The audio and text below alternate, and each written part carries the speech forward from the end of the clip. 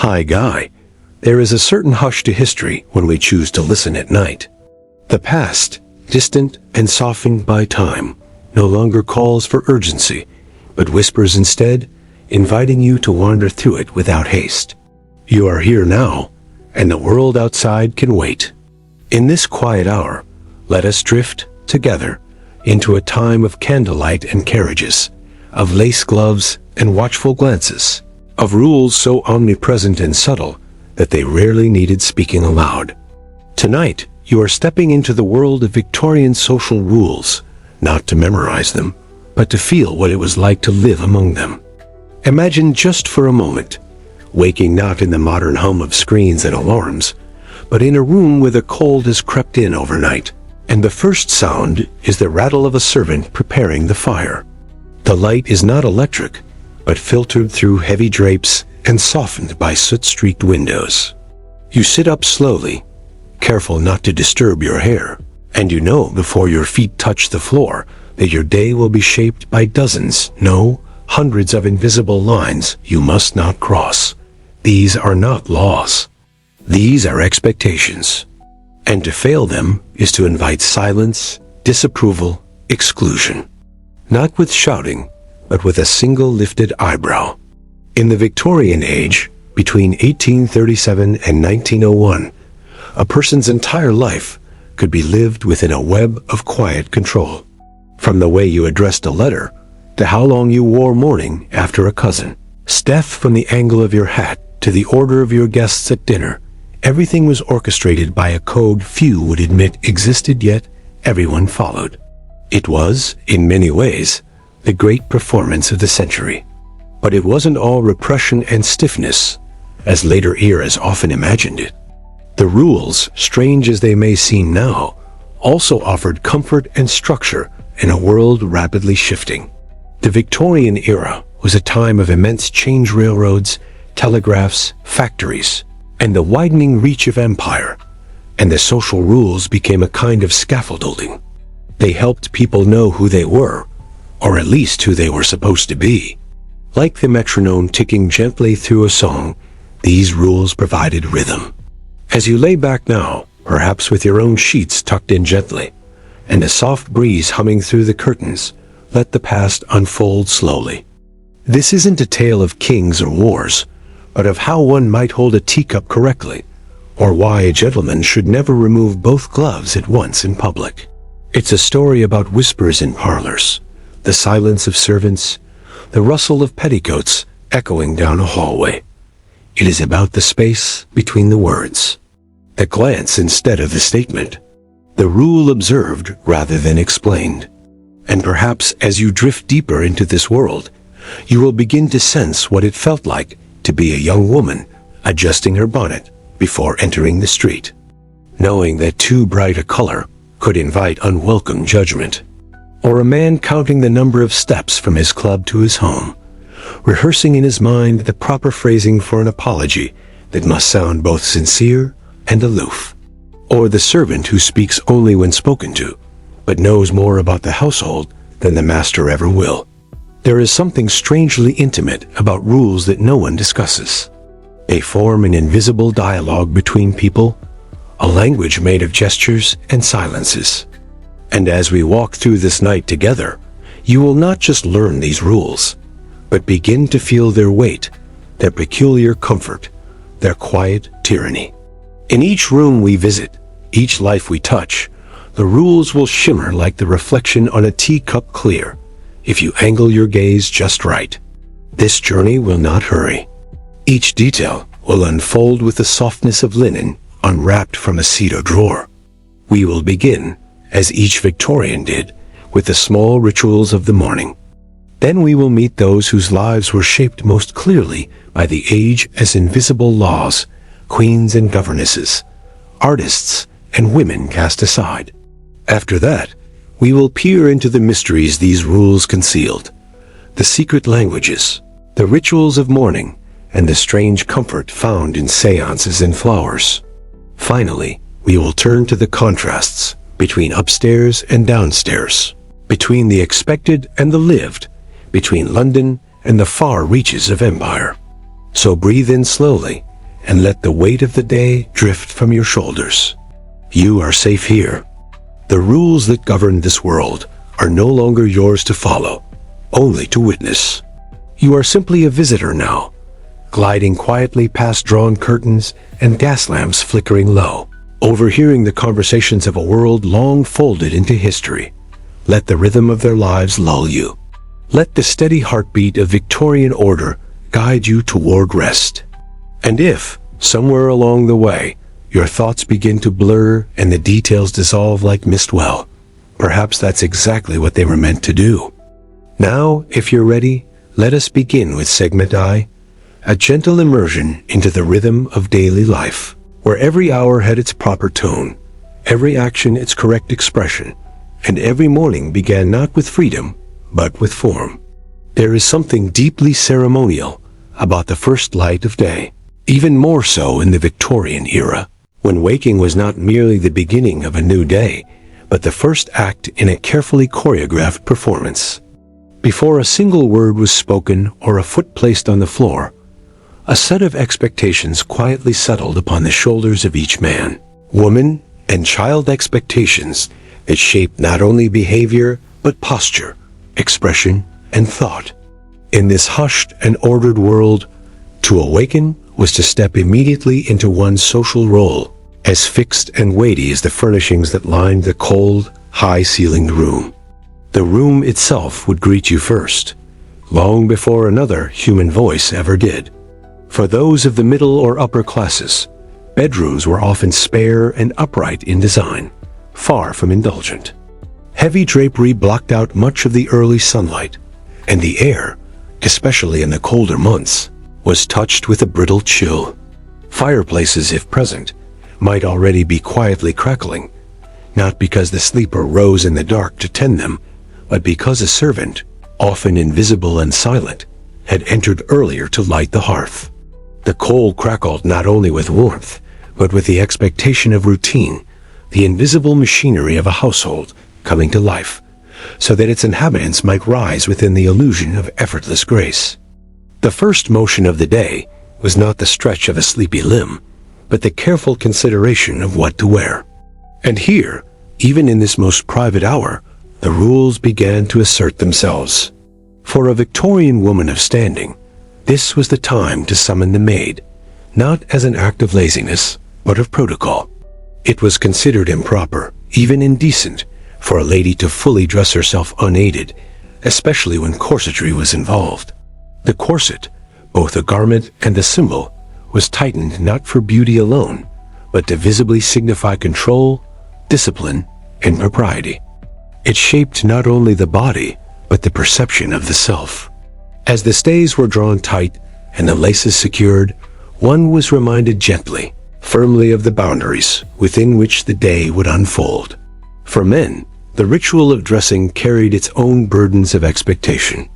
A gentleman's wardrobe was a lexicon of signals: the starch of the collar, the crispness of the cravat, the choice of waistcoat.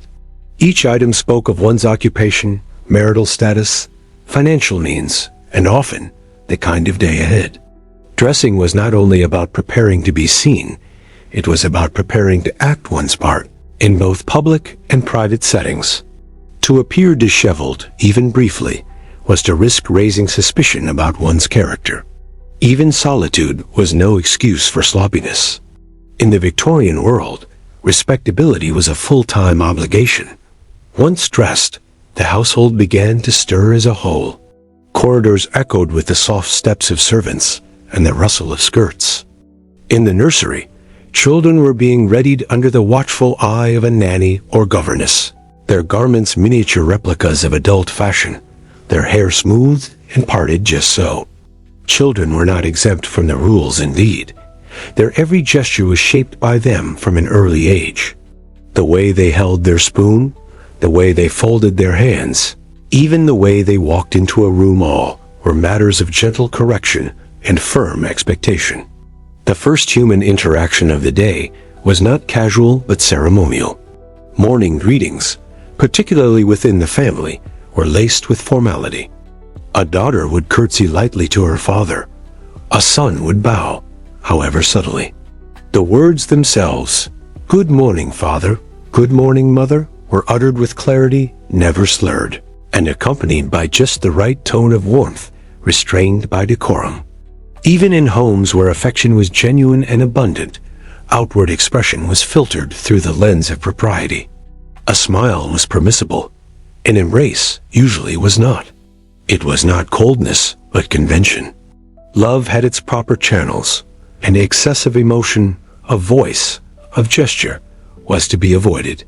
Breakfast, too, followed a quiet rhythm. The meal was not taken hungrily, but delicately. A light repast for some, a heartier meal for others, depending on one's social class and duties, but always served with a sense of order. In wealthier homes, the table might be set with silver service and white linens, the newspaper folded precisely at the patriarch's place. The clink of china and the whisper of utensils were the dominant sounds, conversation kept low and civil. It was not a time for boisterous laughter or careless talk, but for measured discussion of the day's schedule, of weather, of public matters. Personal troubles were not to be voiced at the table. Even silence had its etiquette. To eat quietly was a virtue. To observe and listen, an expected skill. The servant presence, though often unseen, was a constant undercurrent. For those in service, morning began even earlier and was filled with the silent choreography of opening drapes, heating water, polishing boots, and arranging trays.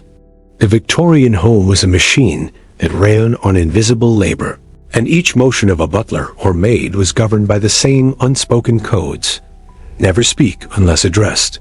Never turn your back on a superior. Knock and wait. Wait again. Then enter. Even these rituals were loaded with meaning, shaping not just hierarchy but intimacy. A servant knew more about their master as life than most friends did, but their knowledge was to be carried quietly, like a shadow. Even hygiene had its rules, not only how one bathed, but when, with what assistance, and where. A proper lady did not immerse herself in a full bath each day, but sponged discreetly with scented water behind a screen. Teeth were cleaned with powders and brushes of boar hair, hands washed frequently, but always with concern for privacy.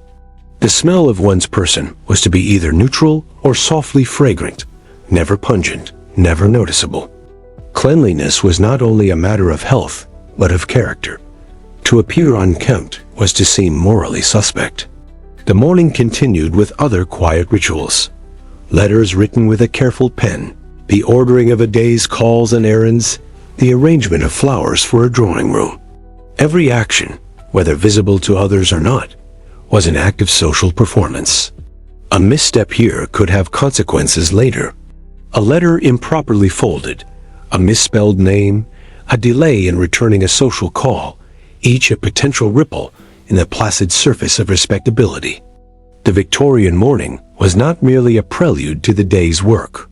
It was the work, a series of performances that affirmed, again and again, one's place in the world. And yet, beneath the rigidity, there was also a kind of comfort. To know the rules is to know how to be. For many, this structure brought stability, even beauty.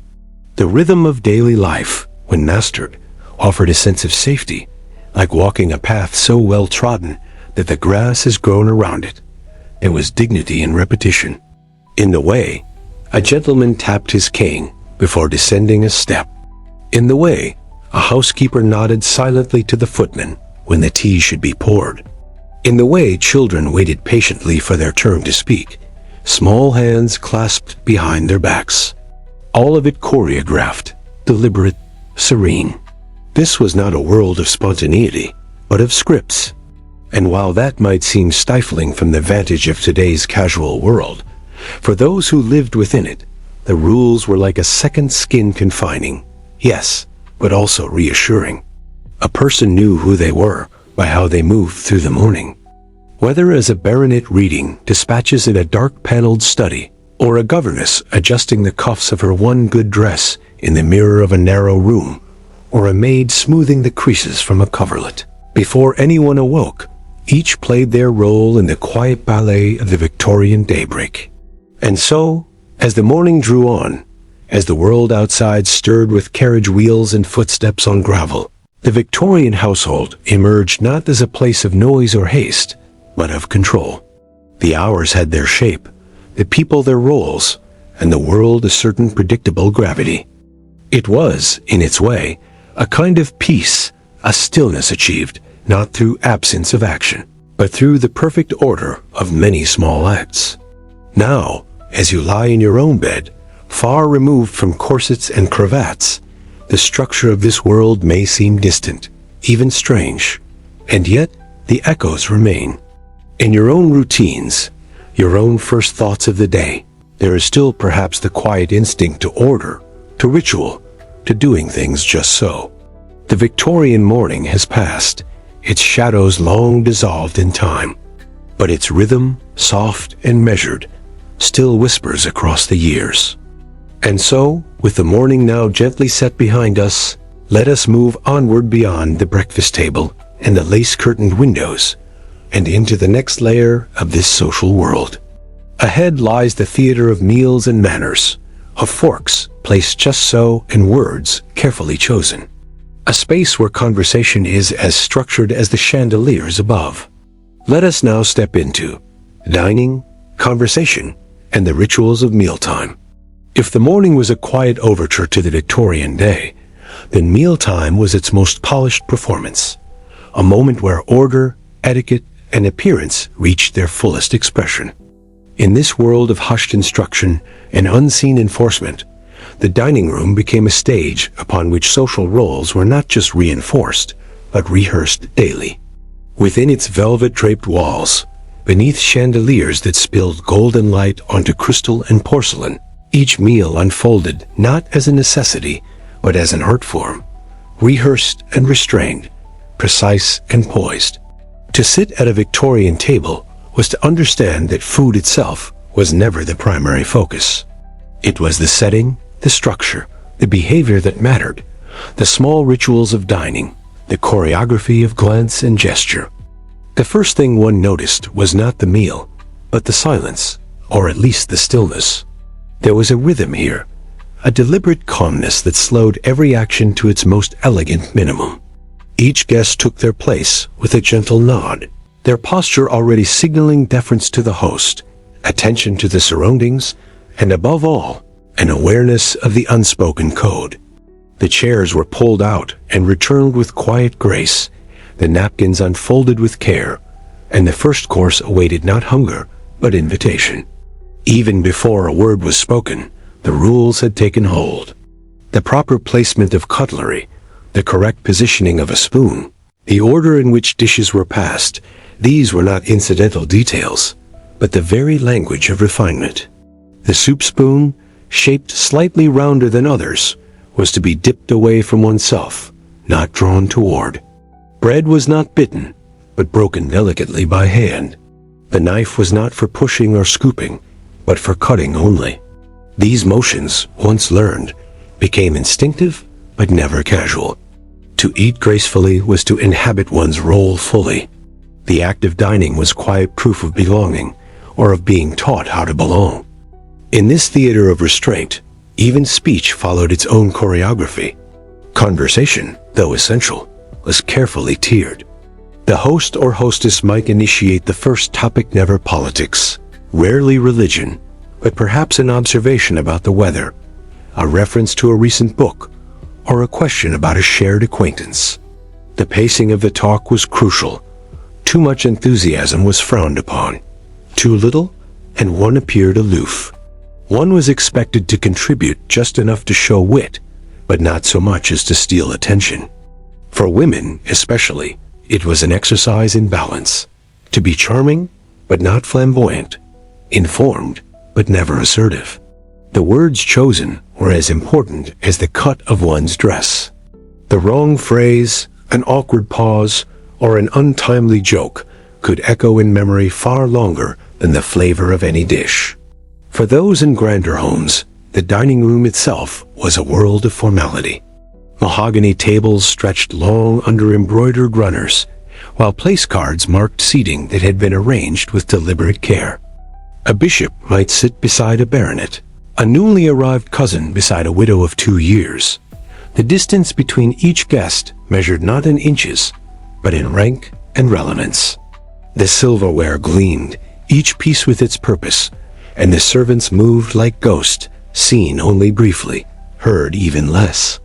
The butler oversaw it all with quiet vigilance, signaling to footmen when to pour, when to remove, when to offer another slice of roast. Their precision was not simply the result of training, but of living within a system where mistakes, even private ones, were judged. Mealtime extended far beyond the act of eating. It was a social barometer, a test of breeding, a moment where one might rise or fall in the estimation of their peers. A misplaced fork or an ill-timed sip of wine could brand one as ill-prepared for society. For those attempting to climb the social ladder, particularly the burgeoning middle class, it was a performance of aspiration. They studied the gestures, mimicked the tone, read manuals on dinner party etiquette with the seriousness of scholars. Every clink of a glass, every delicate sip of consomme was a line in a larger script. Children, when permitted to dine with adults, were expected to observe before participating. Speaking only when addressed, chewing silently, sitting upright with hands in their laps when not in use, these were not just rules, but lessons in identity. Through these rituals, they learned who they were expected to become. For many young girls, the dinner table was the first stage on which they would be judged not just as daughters, but as future wives, hostesses, guardians of social grace. Yet it would be a mistake to think these rituals were limited to the upper crust. Even in more modest homes, dining carried structure. The cloth might be simpler, the silver less polished, but the customs persisted. Fathers carved meat with deliberate care. Mothers served each child with equal portions, and all waited until everyone was seated before lifting a fork. Meals were moments of unity, of routine, of shared pause amid the day's labors. Even where food was scarce, respect for its distribution remained a point of pride. The act of blessing the meal, of passing the bread, of folding one's napkin properly, all were acts of dignity, preserving order even in want. Behind the scenes, of course, the work of dining fell heavily on the unseen. In houses with servants, the kitchen was a flurry of quiet tension. Timing was everything. The roast must be warm but not steaming, the sauces smooth, the plates immaculate. A burned pudding or cold soup could trigger not only disappointment, but consequence, a subtle sigh from the master, a frown from the mistress, perhaps even the loss of a position. Cooks bore the weight of expectations silently. They knew the tastes of the family, as well as any relation, yet their hands were never invited to the table they sustained. Meals were consumed in refinement above, while in the lower quarters, a different pace unfolded quicker, plainer, often without ceremony, but not without care. On rare occasions, a breach in the code occurred. A guest misunderstood the sequence of courses, reached for the wrong utensil, or spoke too freely. In such moments, the reaction was rarely vocal. A pause, a flick of the eyes, a sip taken too soon, all subtle indicators that a line had been crossed. And yet, forgiveness too had its place. A kind hostess might smooth over the mistake with grace, shifting conversation gently or offering a light jest to ease the moment. Social rules, while rigid, were not always cruel. They could be wielded with gentleness, if one so chose. It is in these mealtime rituals that one begins to understand the Victorian mind, not only its obsession with hierarchy and control, but its deep need for form, for rhythm, for clarity in a world of rapid change. As the empire expanded, as cities grew choked with soot and sound, as industry whirred and clattered outside, the dining room remained a sanctuary of tradition. Here, amid the clatter of china and the soft murmur of conversation, people could believe for a while, in a world that made sense, where every action had a place and every person a role. For many women, hosting was not only a duty, but a domain of influence. The success of a dinner could shape reputations, forge alliances, court suitors, or establish friendships. The arrangement of seating, the selection of dishes, the lighting of candles at just the right moment, all were elements of a quiet authority. In a society that offered women limited power in public life, the dining room became a space where their skill, intuition, and grace held sway. Even the act of clearing the table was deliberate. No one stood until the hostess gave signal. Napkins were folded, not dropped. Conversation continued until the final course, often fruit or cheese, something gentle and lingering, had been savored. Only then might the men retire to another room for brandy and cigars, while the women remained behind or moved elsewhere to converse. Each departure marked another transition in the social play, another shift in roles, all without need for announcement. And when the meal ended at last, it did not simply fade, it lingered. The scent of rosewater on linen, the faint warmth of wine, the echo of a compliment well placed, or a glance exchanged across the table. These were the true courses of the evening, the impressions left behind. Long after the plates had been cleared, the memory of the meal endured, not in taste, but in texture, social, emotional, symbolic. So now, as you lie beneath your own quilt, perhaps imagining the soft clink of silverware, a steady voice across a candlelit table, the nod of a guest signaling approval, you might feel a strange stillness in it all. A mealtime not rushed, but respected. A conversation not shouted, but shaped. A world where the act of eating together meant more than nourishment. It meant belonging. And so we move on, having dined gently in our thoughts, to another form of expression, not of speech or appetite, but of cloth. Ahead lies the visual language of the Victorian age, where clothing was more than protection or vanity. It was identity, status, duty, and sometimes defiance, all wrapped in layers of silk, wool, and meaning. The moment one stepped outside the bedroom in Victorian society, their clothing began to speak in subtle tones far louder than any words. Each stitch, each hemline, each choice of fabric was more than a personal preference. It was a message, finely tuned to the surrounding world. In an era where one's social standing could not always be secured by birth alone, and where reputations could shift like fog around the gaslight, attire became both shield and sword, a silent vocabulary through which identity, aspiration, conformity, and even rebellion were all expressed. This language of cloth, learned early and reinforced daily, shaped how others saw you before you ever had the chance to open your mouth. Imagine yourself walking slowly down a cobbled street, the sound of your own steps softened by the narrow architecture of townhouses pressing in around you. Gaslight flickers faintly in the morning mist, and ahead, a figure rounds the corner. You do not need to know their name to know who they are. The cut of their coat, the flare of a skirt, the precise tilt of a hat already tell you enough. You can tell if they are wealthy or working, mourning or married, refined or rustic. Clothing, in the Victorian age, was not merely worn, it was read. For women especially, fashion was a form of biography written across the body. A young lady's silhouette, narrow at the waist and full at the hip, exaggerated by the corset and the crinoline, told of modesty and submission, of physical constraint designed to reflect moral restraint.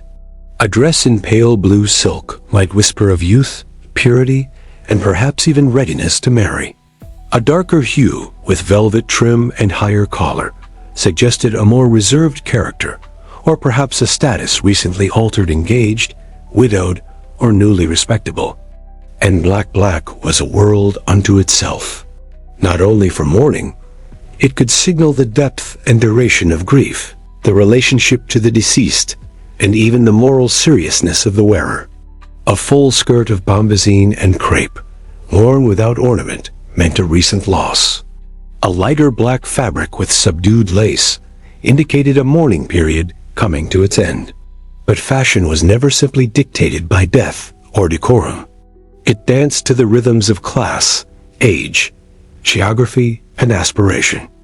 A woman of the upper class might wear garments hand-sewn by a dedicated dressmaker, her gowns shipped from Paris or drawn from the designs of the London elite. She would not just wear her dress, she would glide within it, conscious of its weight, its sheen, its meaning. Meanwhile, a working-class girl might wear a simpler version, inspired by the same silhouette, but made at home or acquired second-hand. The structure remained the same, the fitted bodice, the full skirt, but the language shifted. To mimic was not always to deceive, but to attempt inclusion, to translate oneself into a world not yet granted. For men, the codes of dress were no less precise. The color and length of a frock coat, the knot of a cravat, the polish of one's boots all spoke volumes. A gentleman's tailoring announced his profession, his punctuality, his success. Waistcots layered with restrained elegance, often punctuated by the glint of a pocket watch chain, hinted at both wealth and taste. The understated confidence of their attire suggested control, reliability, and the kind of dependability that society rewarded. To dress too flamboyantly was to risk seeming unserious. To dress too modestly was to risk being overlooked. The balance had to be exact, and the burden of that precision fell daily upon the shoulders of every man who wished to be taken seriously. Clothing also moved with the seasons of a person's life. A young girl might be allowed bright colors and ruffled hems, but as she aged, her wardrobe darkened, narrowed, and matured. Fabrics grew heavier, colors more subdued, sleeves longer, and necklines higher. Marriage transformed not just the ring on one's finger, but the contents of one's wardrobe. A matronly figure was not only expected to behave with greater seriousness, she was expected to look the part. Similarly, a widow was transformed by her loss into a visual icon of suffering. Her wardrobe became a cage of propriety, dull, heavy, and prolonged. Society expected her to become a living monument to her husband's absence. Even the accessories spoke often more clearly than the garments themselves. A parasol in pale ivory might suggest delicacy and refinement. A lace handkerchief tucked carefully into a reticule implied gentility. Gloves were not simply protective or fashionable, they were essential barriers of class and conduct. A woman was not to be seen barehanded in company. To remove a glove was to offer intimacy, whether social or romantic. For men, hats were tipped, but not removed unless indoors. To forget this rule was to risk seeming uncouth or unfamiliar with the expectations of proper society. The rituals surrounding dress extended into the act of changing clothing itself. A proper lady of means might change outfits several times throughout the day: morning dress, walking dress, visiting dress, dinner dress, and evening gown, all distinct not only in style but in function and meaning. Each garment reflected the activity to which it was suited and the social exposure it anticipated. This procession of changes was not indulgent but expected. To wear the wrong dress at the wrong hour was not merely a fashion faux pas, it was a breach of etiquette, a misstep in the ongoing performance of one's role. For those without means to change wardrobes with the clock, the pressure remained. Even a single good dress had to meet the test of social respectability. For working-class women, this often meant painstaking maintenance of limited garments, rushing, mending, recutting to keep up appearances. Sundays, in particular, became a display of one's best. Church was not only a place of worship, but a runway of social assessment, where each hat, coat, and hemline was measured against others in the silent judgment of pews and side glances.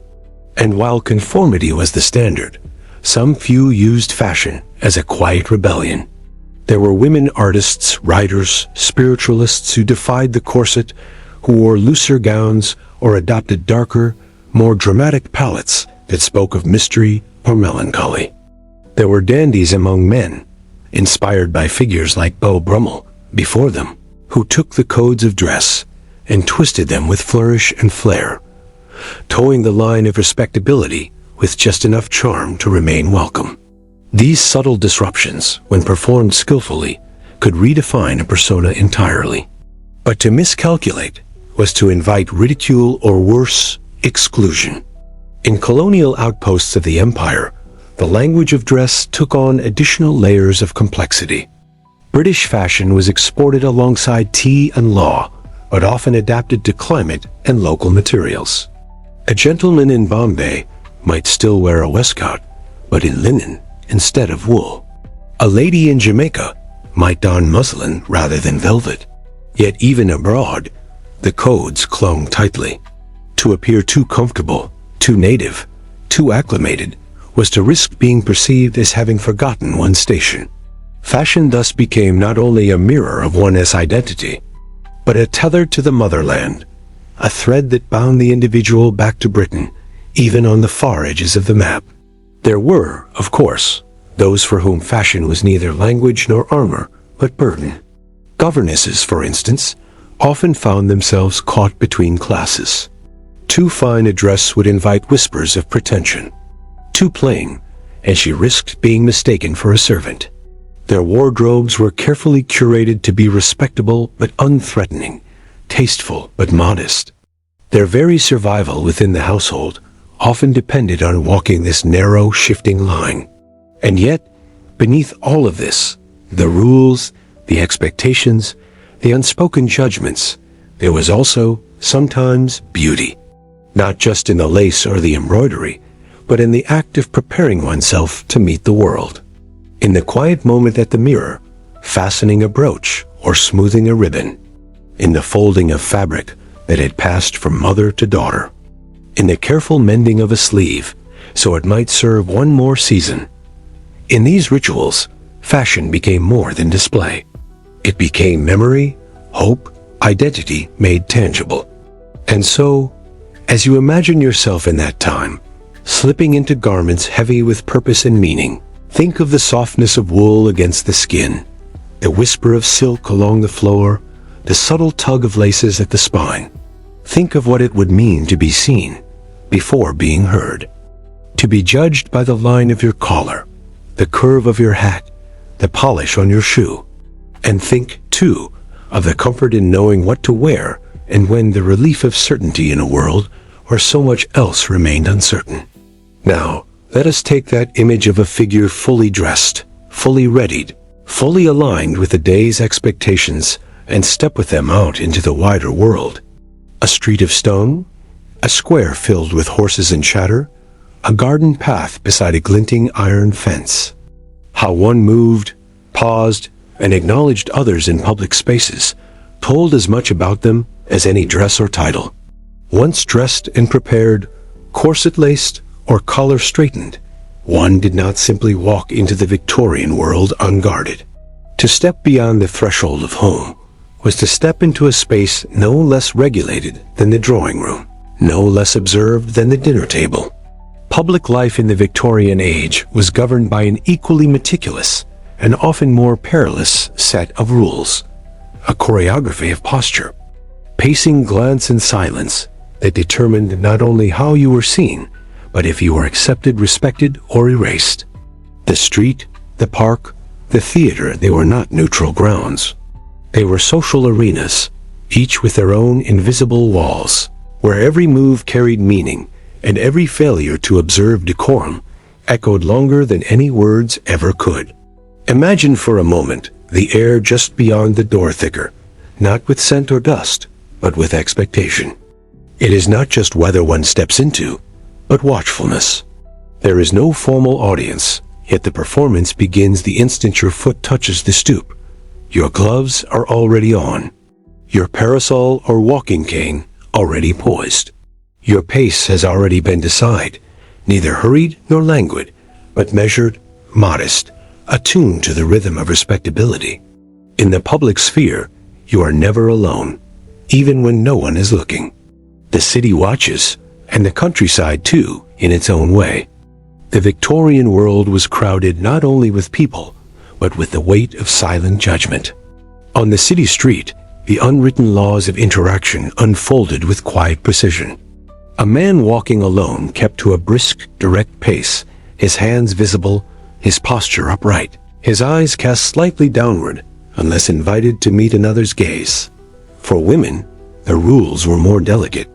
A proper lady did not loiter, nor draw attention to herself through movement or sound. Her footsteps were light, her gaze demure. To move too quickly was to seem frantic, too slowly to invite curiosity.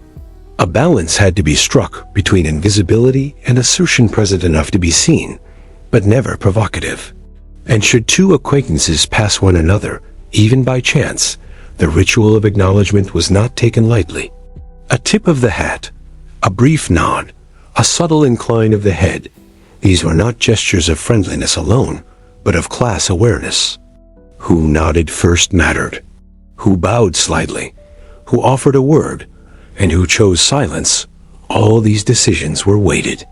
A higher-ranking individual might nod first, to signal gracious recognition. A lower one bowed first, to signal respect. The failure to perform the correct gesture could be seen not just as rudeness, but as social transgression, an overstep or a withdrawal. In a world where reputations were constructed in increments and destroyed in whispers, one's behavior in the street mattered as much as what was worn or said within walls. In places designed for leisure parks, promenades, gardens, the performance only grew more nuanced.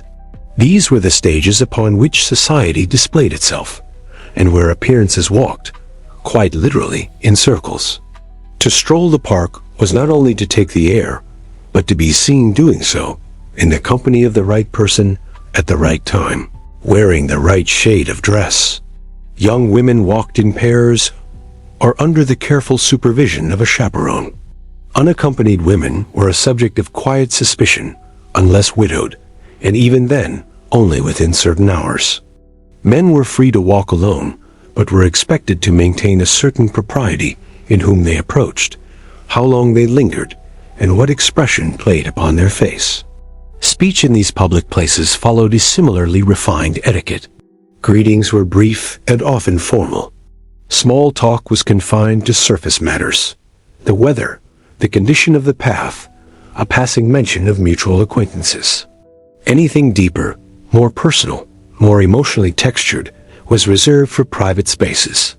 To breach this boundary risked discomfort, or worse, the cooling of future invitations.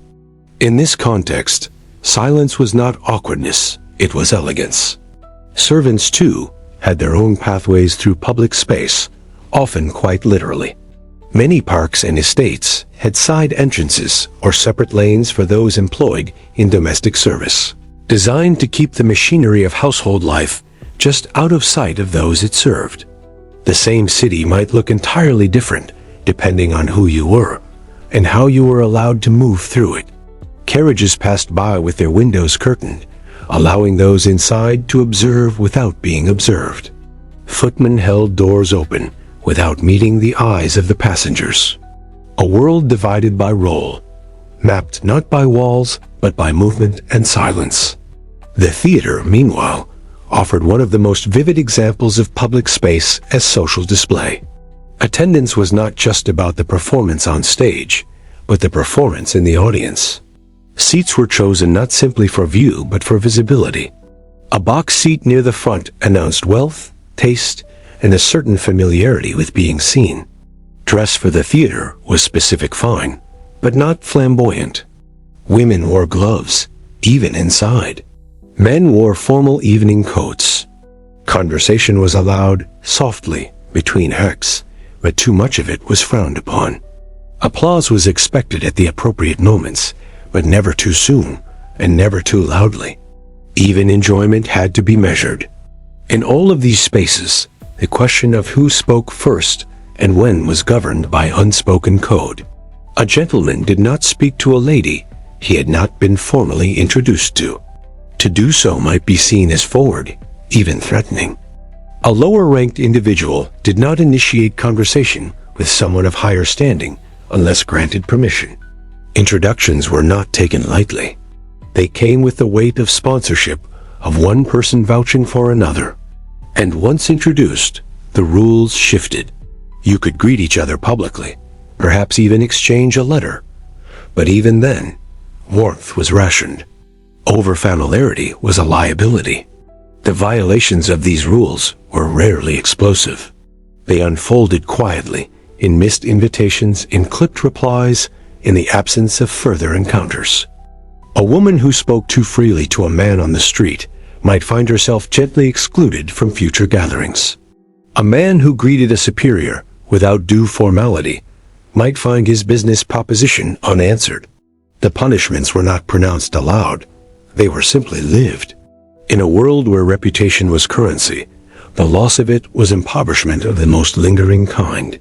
And yet, within these constraints, there were also moments of subtle power. A well-timed smile, a glance that lingered half a second too long, a brief brush of fingertips while accepting a glove or passing through a doorway.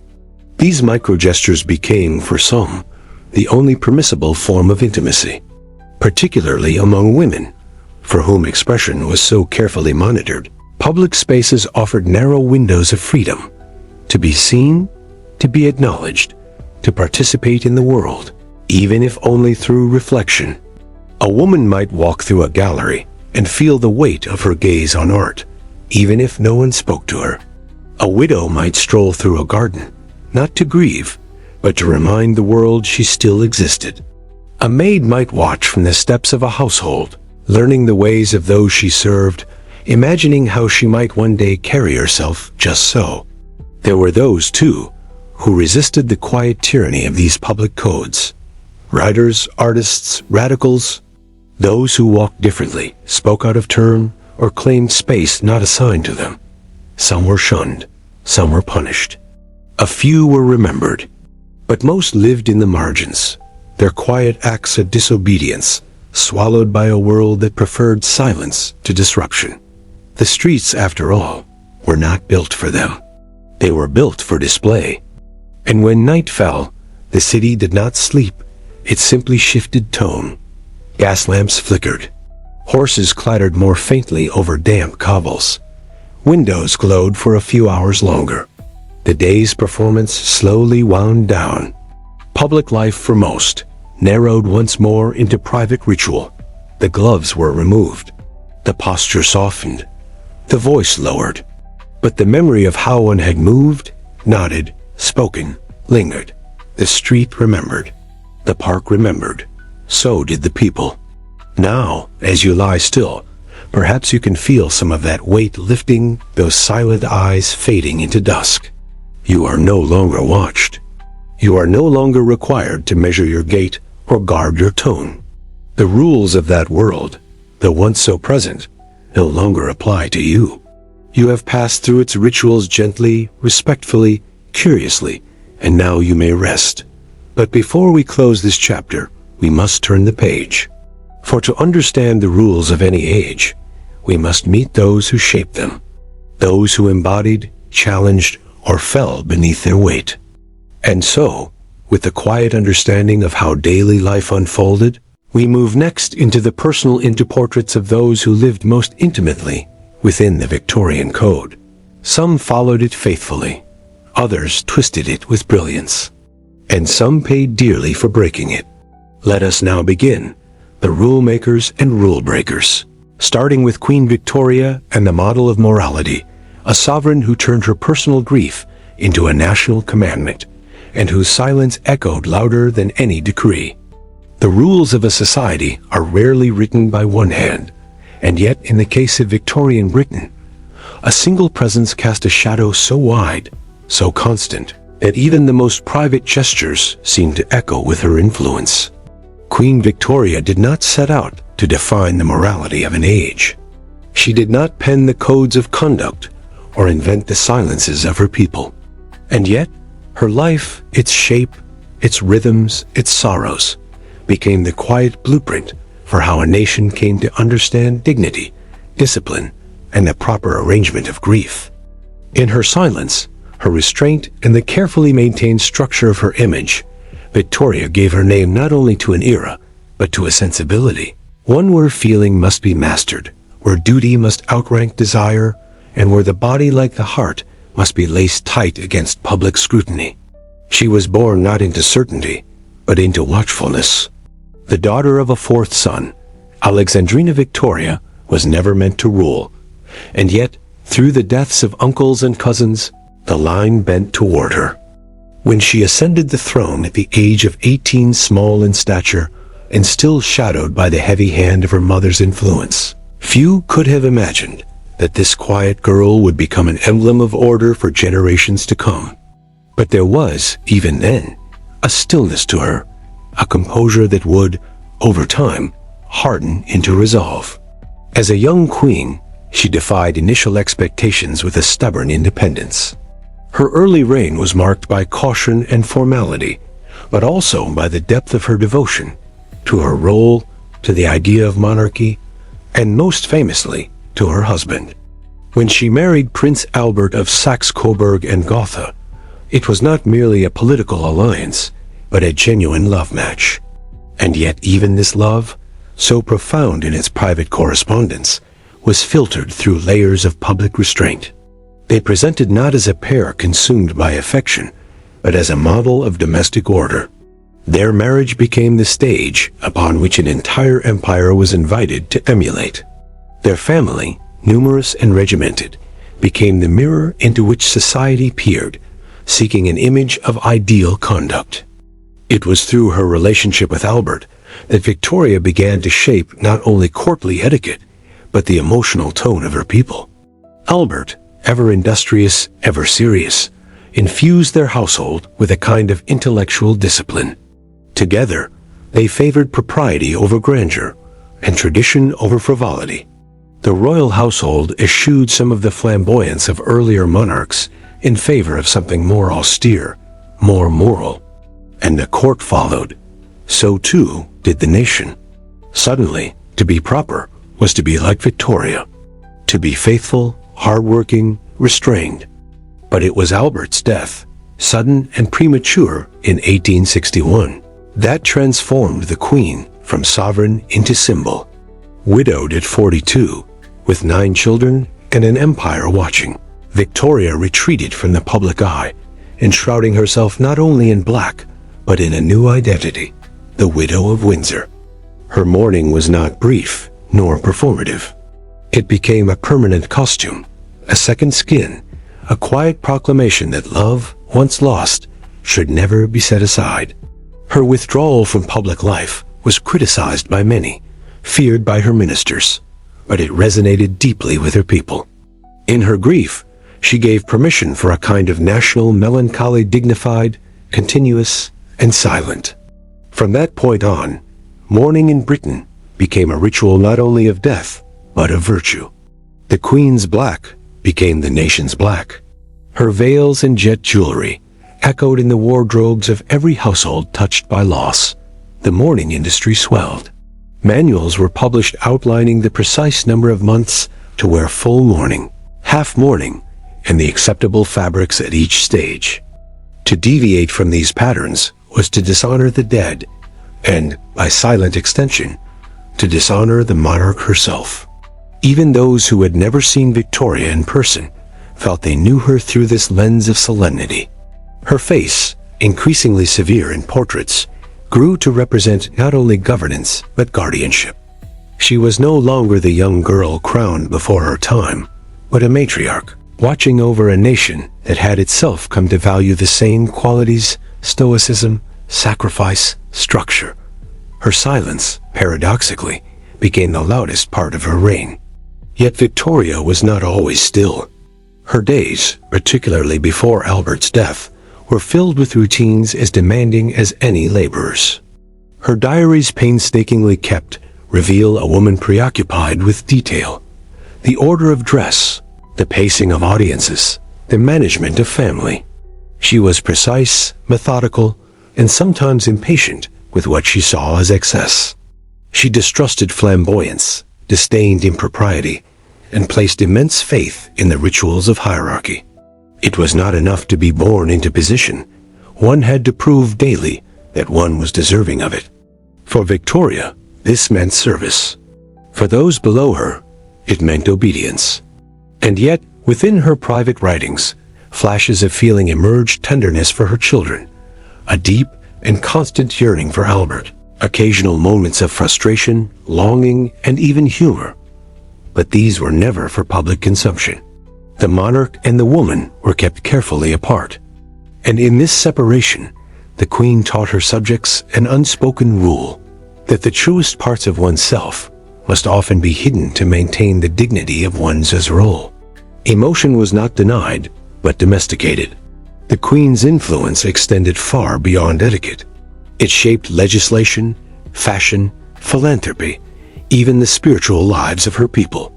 She met regularly with prime ministers, reviewed troops, supported hospitals, and hosted dignitaries.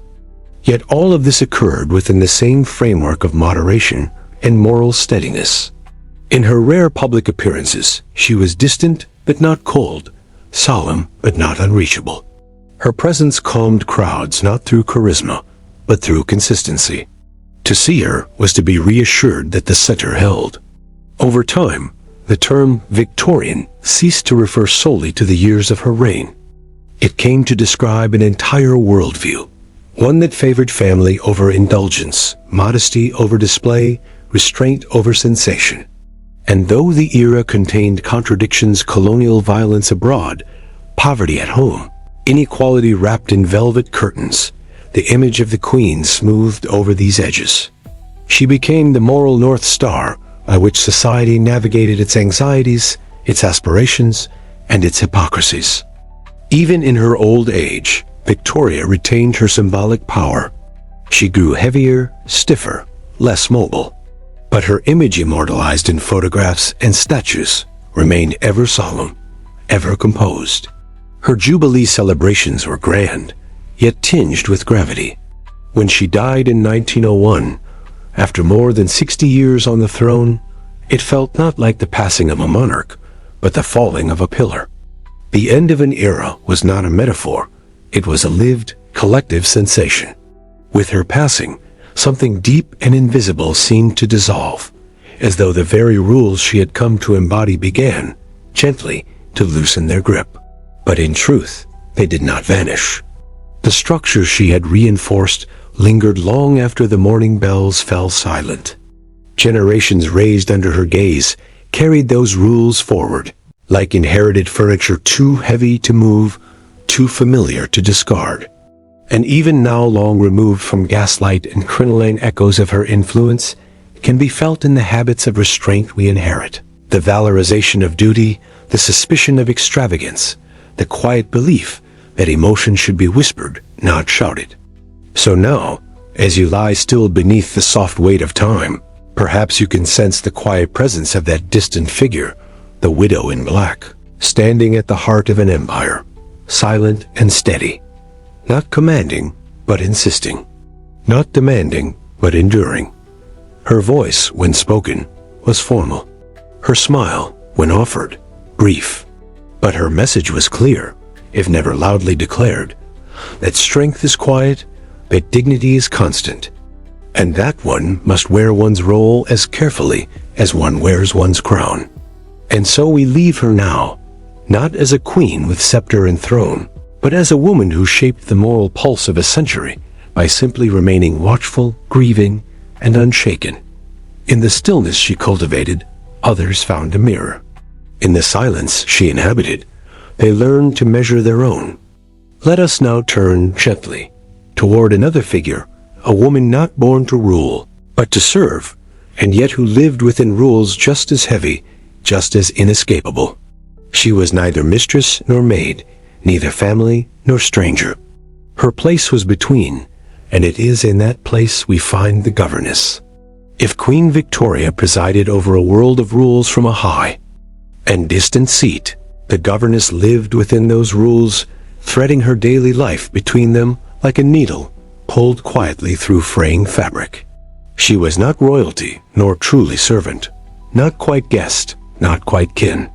Her place was one of shadows and thresholds, of carefully chosen words and politely averted eyes. To be a governess in Victorian England was to exist in a space of permanent in-between, needed but not embraced, respected but not welcomed, trusted but not loved. She was a figure both visible and invisible, present in every household that could afford her, yet absent from the warmth of either drawing room or scullery. And though her life may not have made headlines or monuments, it told in its quiet outlines the deeper truths of a society built on layers and silence. Imagine, if you will, waking not in the grand bedroom of a lady, nor the attic dormitory of a maid, but in a small, modest chamber on the house's mid-level landing, often called the governess's floor, neither upstairs nor down. The morning light filtering through your single, thin-curtained window is gentle, pale. Already, the house has begun to stir. The rustle of skirts in the servants' hall below, the far-off chiming of a breakfast bell, the creak of polished floors above. You dress yourself with care, simple fabrics, well mended but never ostentatious. Not too fine, lest you appear to compete with the family. Not too worn, lest you be mistaken for one of the staff. Each button, each braid of hair is a decision, a negotiation of place. You are, after all, the governess. Often educated beyond the reach of your current surroundings, you are here not by ambition, but by necessity. Perhaps your father lost a fortune or never had one. Perhaps a brother inherited everything, and there was nothing left for you but what your mind could offer. Perhaps you are the daughter of a clergyman, trained in languages, music, and the literature of good breeding, and now must make your living by guiding the children of others through those same polite subjects. Whatever the reason, you stand now at the heart of a household that is yours only in duty, not in belonging. Your charges are usually the daughters, sometimes the younger sons of the family. Their days, like yours, are governed by order lessons in geography, French verbs, needlework, moral tailies. You teach with firmness, but never with visible frustration. To show too much emotion is to risk seeming ungoverned yourself. You correct gently, praise sparingly. You encourage, but never presume. And always, in the spaces between, you remember, they are not your children. You may be the voice that guides their reading, the hand that straightens their music sheets, the presence they see more than their own mother. Yet you are not to love them too freely, nor to expect their love in return. The family addresses you with civility. You are Miss or Madam, perhaps even invited once or twice to dine with them when guests are present and numbers demand an even table. But there is always a distinction. You do not join the lady of the house for tea unless asked. You do not linger in conversation unless encouraged. Your place is the schoolroom, the nursery, the garden path during walking lessons, not the drawing room. And yet, you do not belong downstairs either. The servants, though kind or even fond of you, sense the divide as well. You eat alone often. You are neither fish nor fowl, and loneliness settles quietly around your shoulders, as steady as the shawl you wrap against the draft. Letters become your lifeline. Perhaps you write to a sister, to a friend who also teaches in a house far away. You share careful lines of news, bits of humor, restrained longing. You do not confess your exhaustion, your frustration, your isolation, at least not fully. To do so would risk admitting a kind of defeat. Instead, your pen reflects the virtues expected of you: gratitude, diligence, propriety. You fold the letter, seal it, and walk it to the post yourself, passing through corridors you traverse daily, and yet never quite inhabit. And in all things, you watch. You notice the father's stiff formality, the mother's elegant reserve. You see the way guests greet one another, the tones of laughter that drift from parlors where you are not welcome. You are a student of society by necessity, learning its rules not to ascend within it, but simply to survive alongside it. Every day, you walk the tightrope between intimacy and distance, correcting a child's grammar with a smile, while absorbing the unspoken knowledge that you must never let your own grammar slip. To be a governess is to maintain perfection without reward, order without power, presence without influence. The literature of the age captured you, and yet rarely understood you. In novels, the governess is often the romantic heroine playing, intelligent, virtuous, suffering, waiting for the turn of fate that lifts her from invisibility into love or freedom. In reality, those turns were rare. Most governesses did not marry into the families they served. They did not fall in love with melancholy widowers or inherit crumbling estates. They worked until they could work no longer, then lived with siblings, or took in sewing, or faded quietly into rooms even smaller than the ones they had once called theirs. They aged early, not in face, perhaps, but in spirit. Their eyes grew used to the blur of others' joys, glimpsed through the narrow windows of a role that required infinite grace and constant withdrawal. But not all was bleak.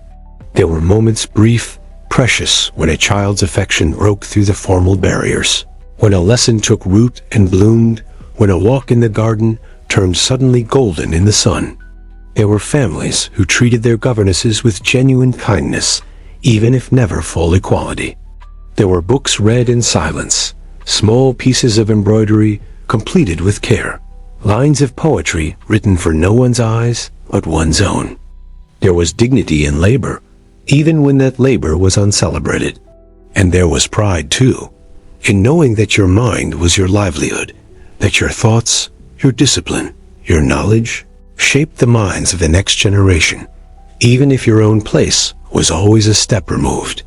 To be a governess in Victorian England was to live in the pause between sentences, in the spaces between rooms. It was to carry responsibility without authority, affection without closeness, identity without visibility. And yet, within that quiet exile, there was also strength. A kind of independence born not of choice, but of resilience. A daily courage that required no recognition to endure. Now, as you lie quietly in the stillness of this evening, perhaps you can feel a trace of her presence. Not loud, not dramatic, but constant. A woman rising early, speaking gently, folding a child's cloak before a walk. A mind attuned to detail, a spirit trained in patience. The governess, ever between, ever balancing, ever dignified. She asked little, but gave much. And though she stood just beyond the edges of a family portrait, her shadow was always there, steady and straight. Let us now leave her behind, not in sadness, but in respect. Her world was narrow, but her discipline wide. Her silence, like so much in the Victorian age, spoke volumes. And as we move forward into another life shaped by rules, this time a man of brilliance, wit, and scandal, we will see how not everyone remained within the lines. Some turned them into poetry, into theater, into rebellion.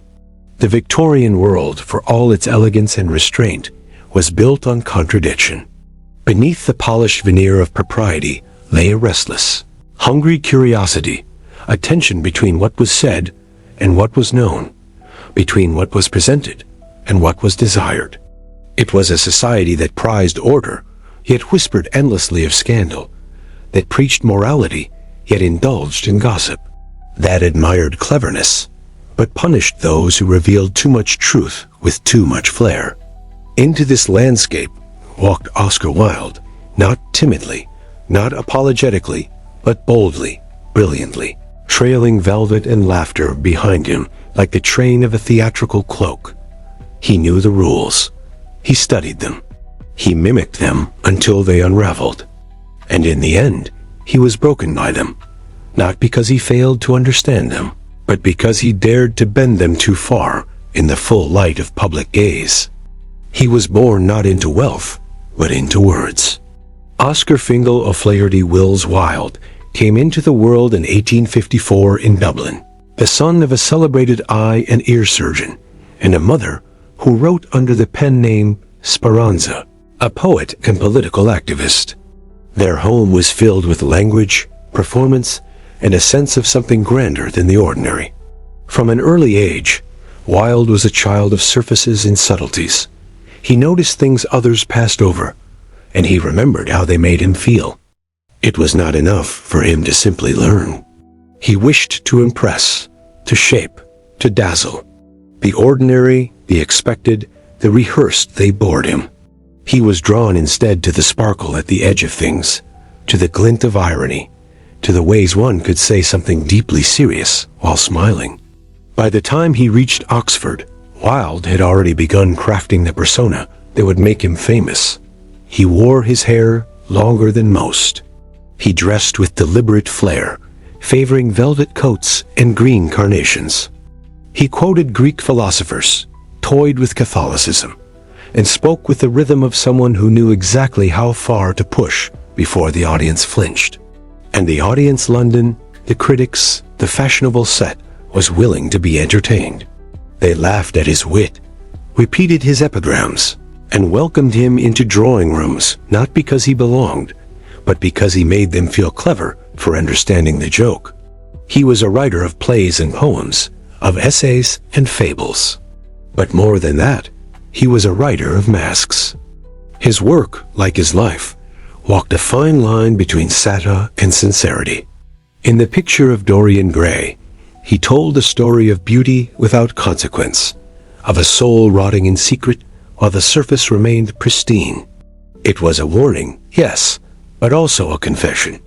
In The Importance of Being Earnest, he exposed the absurdities of social convention, mocking the very rules he followed, just well enough to stay within the boundary of acceptability, until he didn't.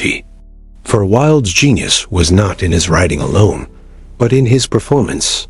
He understood that Victorian England, for all its protestations of propriety, was drawn to spectacle, and he gave it one. He was charming on stage and off, a fixture at parties, a connoisseur of paradox. He could make a room fall silent with a phrase. But there was always a tension underneath, the knowledge that the man who mocked convention did not merely joke about it. He tested it. He lived outside it, quietly at first, then with greater boldness. Wilde's relationship with Lord Alfred Douglas Bosie was no secret in private circles. Their correspondence, passionate and poetic, revealed a love that could not speak its name, not in the way society demanded. And when Bosie's father, the Marquis of Queensberry, publicly accused Wilde of posing as a sodomite, Wilde, against the advice of friends, brought him to court for libel. It was an audacious move, one that might have succeeded in another time, in another place. But in Victorian England, where morality was a performance carefully staged and ruthlessly enforced, the trial became a turning point, not just in Wilde's life, but in the public imagination. The courtroom transformed the man of wit into a man of shame. Letters were read aloud, private moments dissected. What had once been flirtation with rebellion became evidence of deviance. The audience that had once laughed now turned cold. The press, which had celebrated Wilde's cleverness, sharpened its knives. The punishment was swift, 2 years of hard labor for gross indecency. It was not merely a legal sentence, but a social excommunication. He was stripped not only of freedom, but of dignity, of income, of voice. Prison did not kill Wilde, but it hollowed him. His health broke, his spirit dimmed. The sharpness of his language softened into something sadder, quieter. He wrote De Profundis, a long letter to Bosie from prison, filled with reflection, pain, and a kind of spiritual yearning foreign to his earlier works. When he was released, he was no longer Wilde the wit, Wilde the darling of society. He was a man in exile, financially ruined, physically diminished, emotionally bruised. He lived out his final years in Paris, under the name Sebastian Melmoth, a nod to the Gothic and the damned.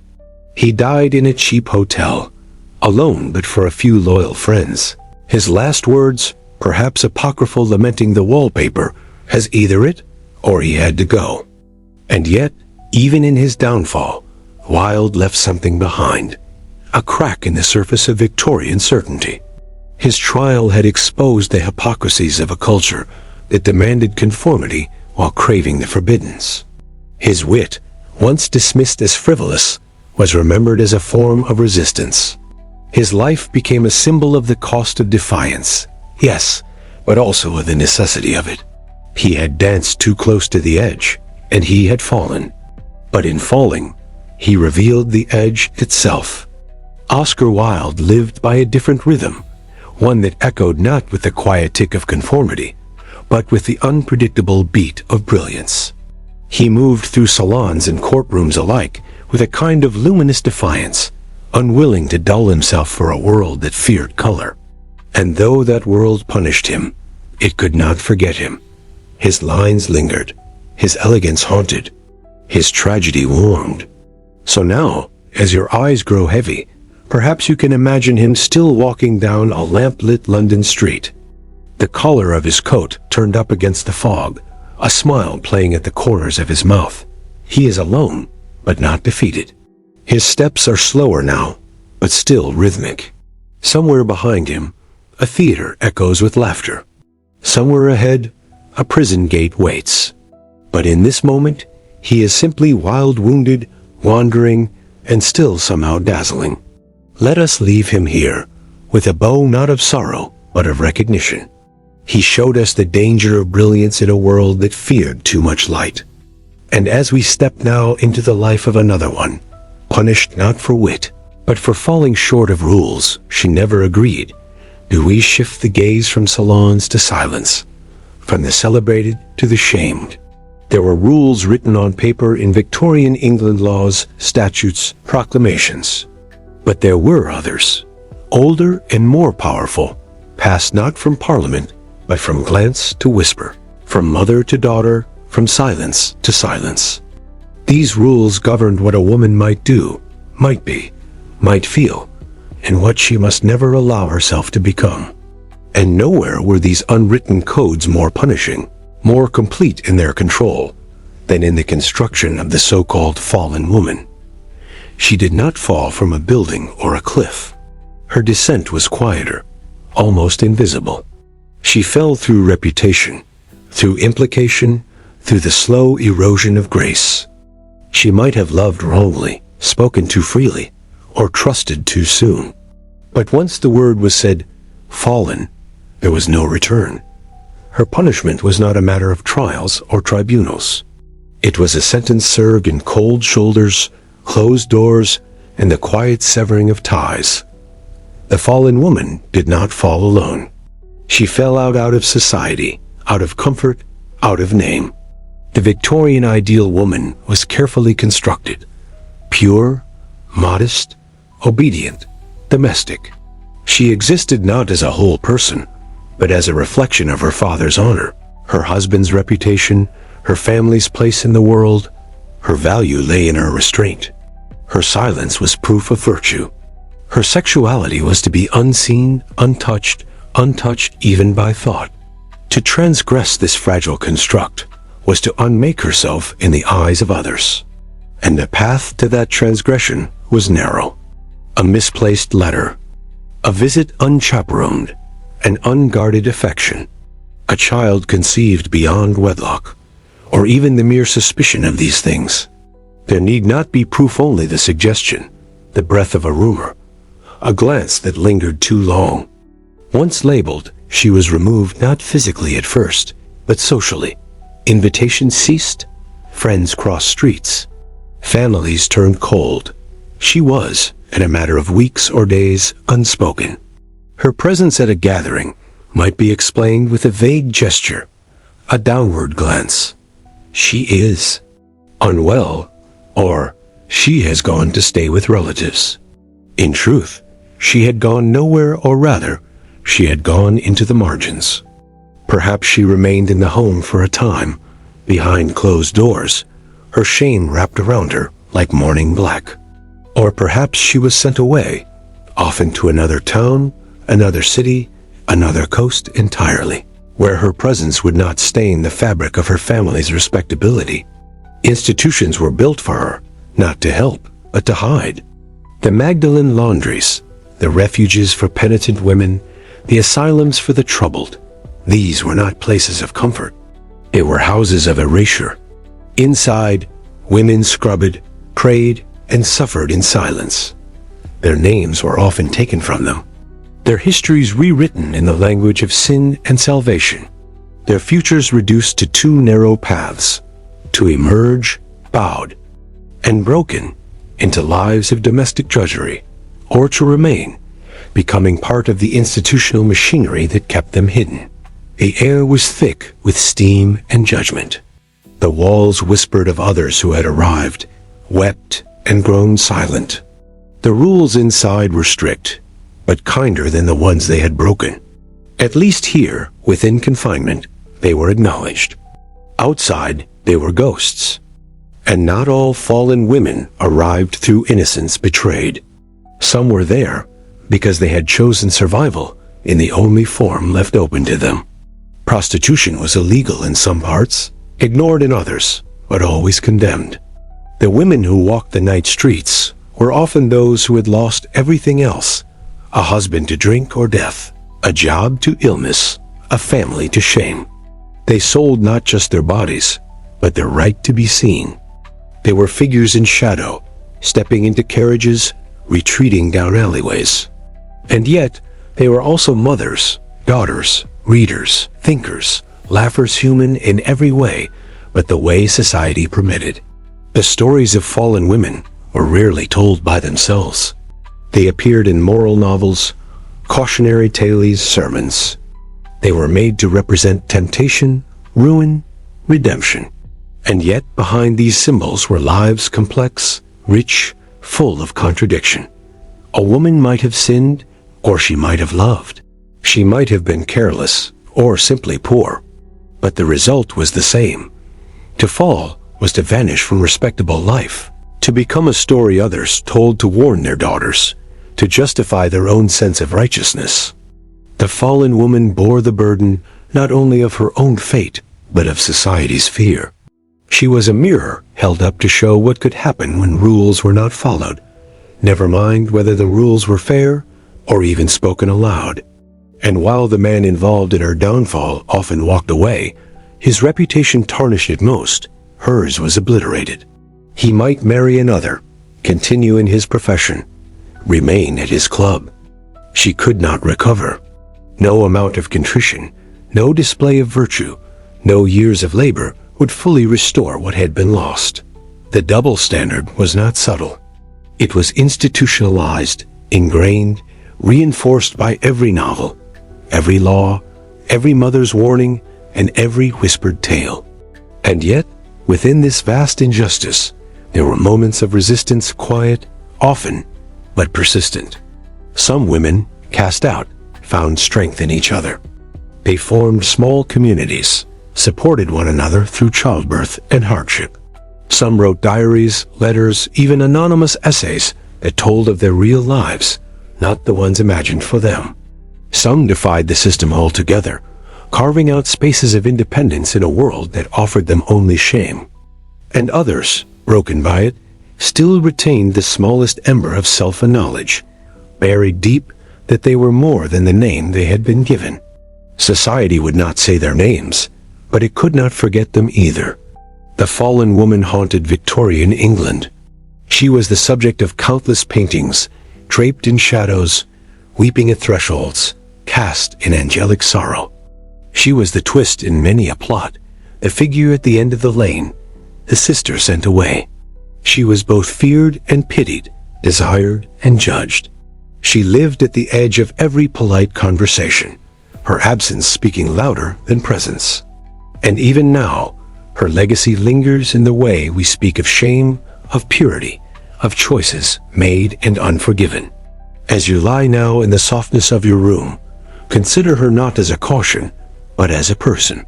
She had hands that braided hair, lips that once smiled at a shared joke, eyes that read pages late into the night.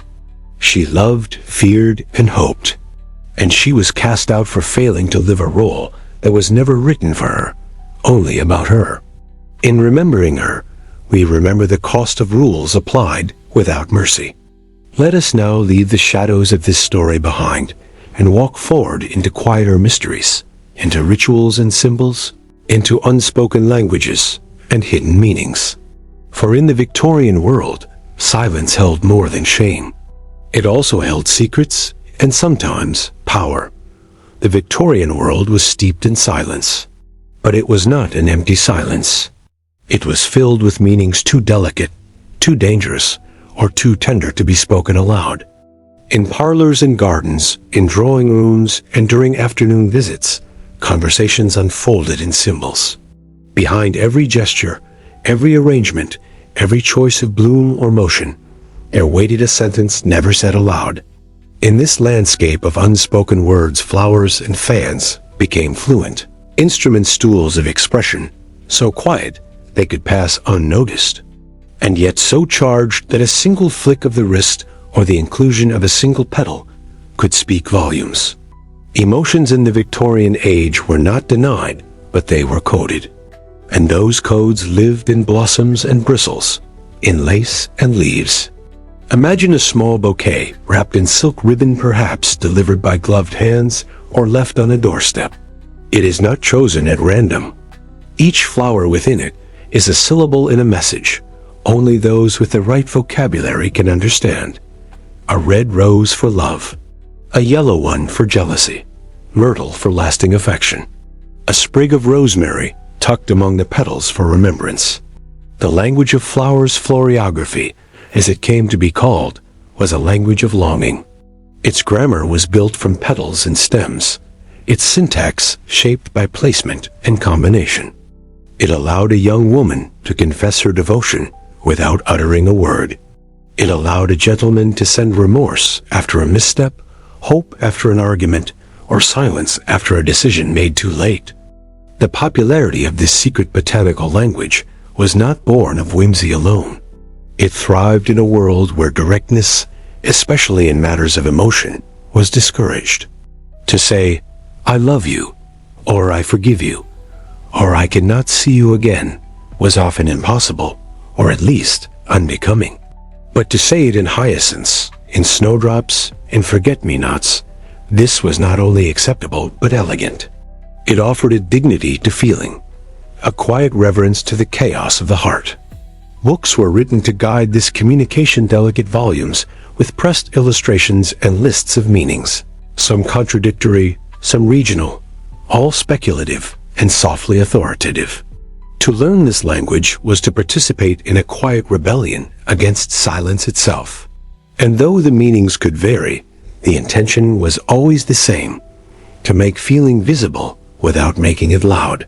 The flower was the letter, the bouquet the paragraph, and the act of giving or receiving it a moment of shared understanding. And if flowers were the alphabet of sentiment, then the fan was its punctuation, more agile, more immediate, more intimately tied to the body.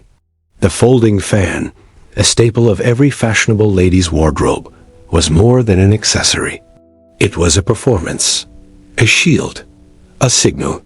When held just so, it could express disdain. When snapped open quickly, it could feign surprise or irritation. A slow wave might suggest interest. A half-hiding gesture could be flirtation. But all of this occurred without a word being spoken. The rules of fan language were never codified as rigidly as those of flowers, and yet they were deeply understood, especially among the young and the observant. The fan allowed a woman to speak in a world that often refused her a voice. In the ballroom, where conversation was brief and dancing closely monitored, the fan became a kind of semaphore, a whisper against the wrist, a sigh across the air. To drop it might feign clumsiness or suggest distraction. To close it swiftly could signal rejection. To carry it folded meant disinterest. The meanings varied, but the effect was real. A gentleman might watch the motions carefully, interpreting them with a mix of hope and dread. A chaperone might pretend not to notice. Everyone knew, and yet no one acknowledged. The beauty of both these languages, floral and gestural, was their ambiguity. They allowed for plausible deniability. One could always claim the flowers were chosen for color, or that the fan was merely a tool for cooling. This veil of innocence was not just convenient, it was essential. It permitted the expression of emotion without the consequences of saying too much.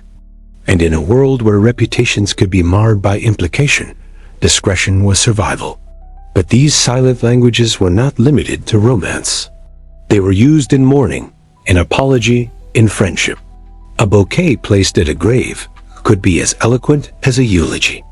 A small cluster of violets might express loyalty or humility.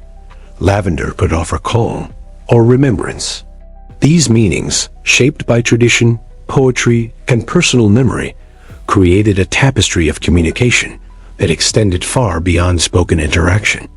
And like all languages, they changed. The meanings shifted over time, varied by geography, by class, by the peculiarities of individual relationships. What one bouquet said in London might suggest something else in Bath. What a gesture meant in a drawing room could take on a different tone under the lights of a theater. The ambiguity was part of its power. It allowed emotion to live within the folds of social structure without tearing through it. There is something deeply human in this desire to speak while appearing silent. The Victorian obsession with coded expression was not a weakness, it was a strategy, a survival mechanism in a world that punished vulnerability. It made the intangible tangible, gave form to the fleeting, and allowed hearts to speak across the walls of propriety. Now, as you lie quietly in the dim hush of this present moment, you might imagine the scent of roses lingering in a cool hallway, a faint rustle as a fan closes in gloved hands, the pause before a bouquet is accepted or turned away. These were the conversations that filled the air, unnoticed by many, unforgettable to those who understood. They lived in gestures, in petals, in breath. In remembering them, we remember a world where feelings, too complex or dangerous to name, were wrapped in the softness of lavender and lace, where a woman's refusal to speak was not silence, but a choice, where every bloom carried a story, and every flick of the wrist could hold a secret. Let us now move still deeper into ritual, from the fleeting language of flowers and fans into the long, solemn performance of mourning, where grief became not just emotion, but duty. We enter mourning rituals and the performance of grief, where black veils, shuttered windows, and drawn faces became the stage upon which sorrow was both felt and displayed. There is a stillness that follows death, not just in the breath held too long, or the bed left undisturbed, but in the way life pauses around it. In the Victorian world, that pause was not left to chance. It was measured, orchestrated, codified. Grief, which in other times and places might burst or unravel, was here pressed into a shape stitched in black crepe, weighed beneath veils, recorded in calendars and customs. Mourning was not simply a private sorrow. It was a public obligation, a ceremony of absence, a shadow that lingered in every corridor and corner long after the casket had been carried away. And for many, it was not a comfort but a command, an expectation to feel visibly and properly, in a way that soothed the world more than the self. When death entered a Victorian household, it altered everything. Not only the air, which grew hushed and thick with the scent of extinguished fires and closed drapery, but the tempo of the hours themselves. Clocks were sometimes stopped. Mirrors were covered with dark cloth. Doorbells were muffled to silence. The home became an echo chamber of absence. And at its center was the mourner, not merely someone who had lost, but someone now charged with representing that loss correctly, completely, without error or excess. Black became more than a color. It was the fabric of sorrow itself, not simply worn, but inhabited. A widow's garments were not chosen for style, but for meaning. In the first stage of mourning, deep mourning, she might be swathed entirely in matte black, bombazine, or crepe, without shimmer or ornament. Her veil, known as a weeping veil, fell long and thick, obscuring her face not only from others, but from light, sound, and the rhythm of normal life.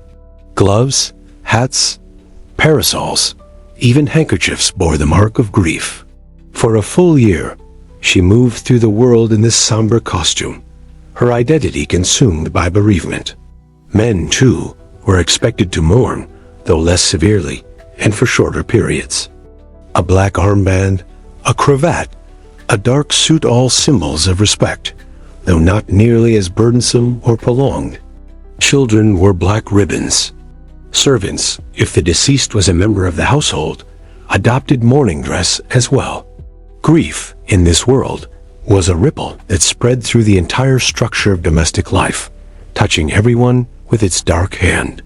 And yet, even mourning had rules. After deep mourning came half mourning, a gentler phase where the widow might begin to wear grays, mauves, or purples colors, considered subdued enough to reflect ongoing sorrow, yet light enough to signal the gradual return to ordinary life. Jewelry, forbidden in the early stages, might be permitted again, though often limited to jet or onyx, or lockets containing a curl of the deceased's hair. The passage from grief to recovery was mapped in shades and textures, a calendar stitched not in days but in dress. There were mourning cards, edged in black, announcing the loss in formal script. There were letters of condolence, carefully phrased and ritualistic in tone, expressing sympathy within the confines of social expectation. To write too little was cold. To write too much was intrusive. Funerals themselves were theatrical in their solemnity-long processions of carriages. Mourners dressed in regulation black, flowers chosen not for scent, but for symbolism. The language of Liliel took on fresh weight as the casket was lowered into the ground. And for the living, especially for women, the rituals did not end at the grave. Mourning was something to be managed. To appear cheerful too soon was a kind of betrayal. To remain cloaked in sorrow too long could invite concern or judgment. The ideal mourner walked a narrow path, dignified, composed, visibly sorrowful, but never unhinged. Tears were allowed, but not theatrics. Longing could be expressed, but not obsession. One's grief had to harmonize with the expectations of class, gender, and decorum. Queen Victoria herself became the ultimate emblem of mourning. After the death of Prince Albert, her beloved husband, she retreated into decades of widowhood. Her black became permanent. Her absence from court functions became a kind of public mourning for the entire empire. And so her example set the tone. Mourning was not a phase, but a role one that might last a lifetime, one that transformed grief into identity. But beneath the structure, grief remained what it always is: messy, unpredictable, private. For many mourners, the rigidity of expectation offered not comfort, but constraint. The veil that shielded their tears also suffocated them. The calendar that promised healing often rang hollow. Behind the quiet of closed doors, there were those who wept without timing, who broke the rules, who laughed by accident, or forgot to cover a mirror. And there were those who wore the black dutifully, yet felt nothing, whose sorrow had already passed, or never arrived, or whose grief did not conform to the death society recognized. There was, too, a deep loneliness in the rituals. The widow, though often surrounded by gestures of sympathy, was also cut off. Many social invitations ceased. Remarriage, though common in later years, was frowned upon too early. And for women especially, the label of widow could mark a permanent shift in status, not just in relationship, but in social space. A single woman, married and then returned to singleness, was no longer young in the eyes of society. She was cloaked not only in mourning cloth, but in a kind of invisibility. And yet, some found within the ritual a kind of sanctuary. The rhythms of mourning gave structure to days that might otherwise collapse beneath sorrow. The garments, heavy and enveloping, became like a cocoon, allowing the mourner to move through the world without explanation.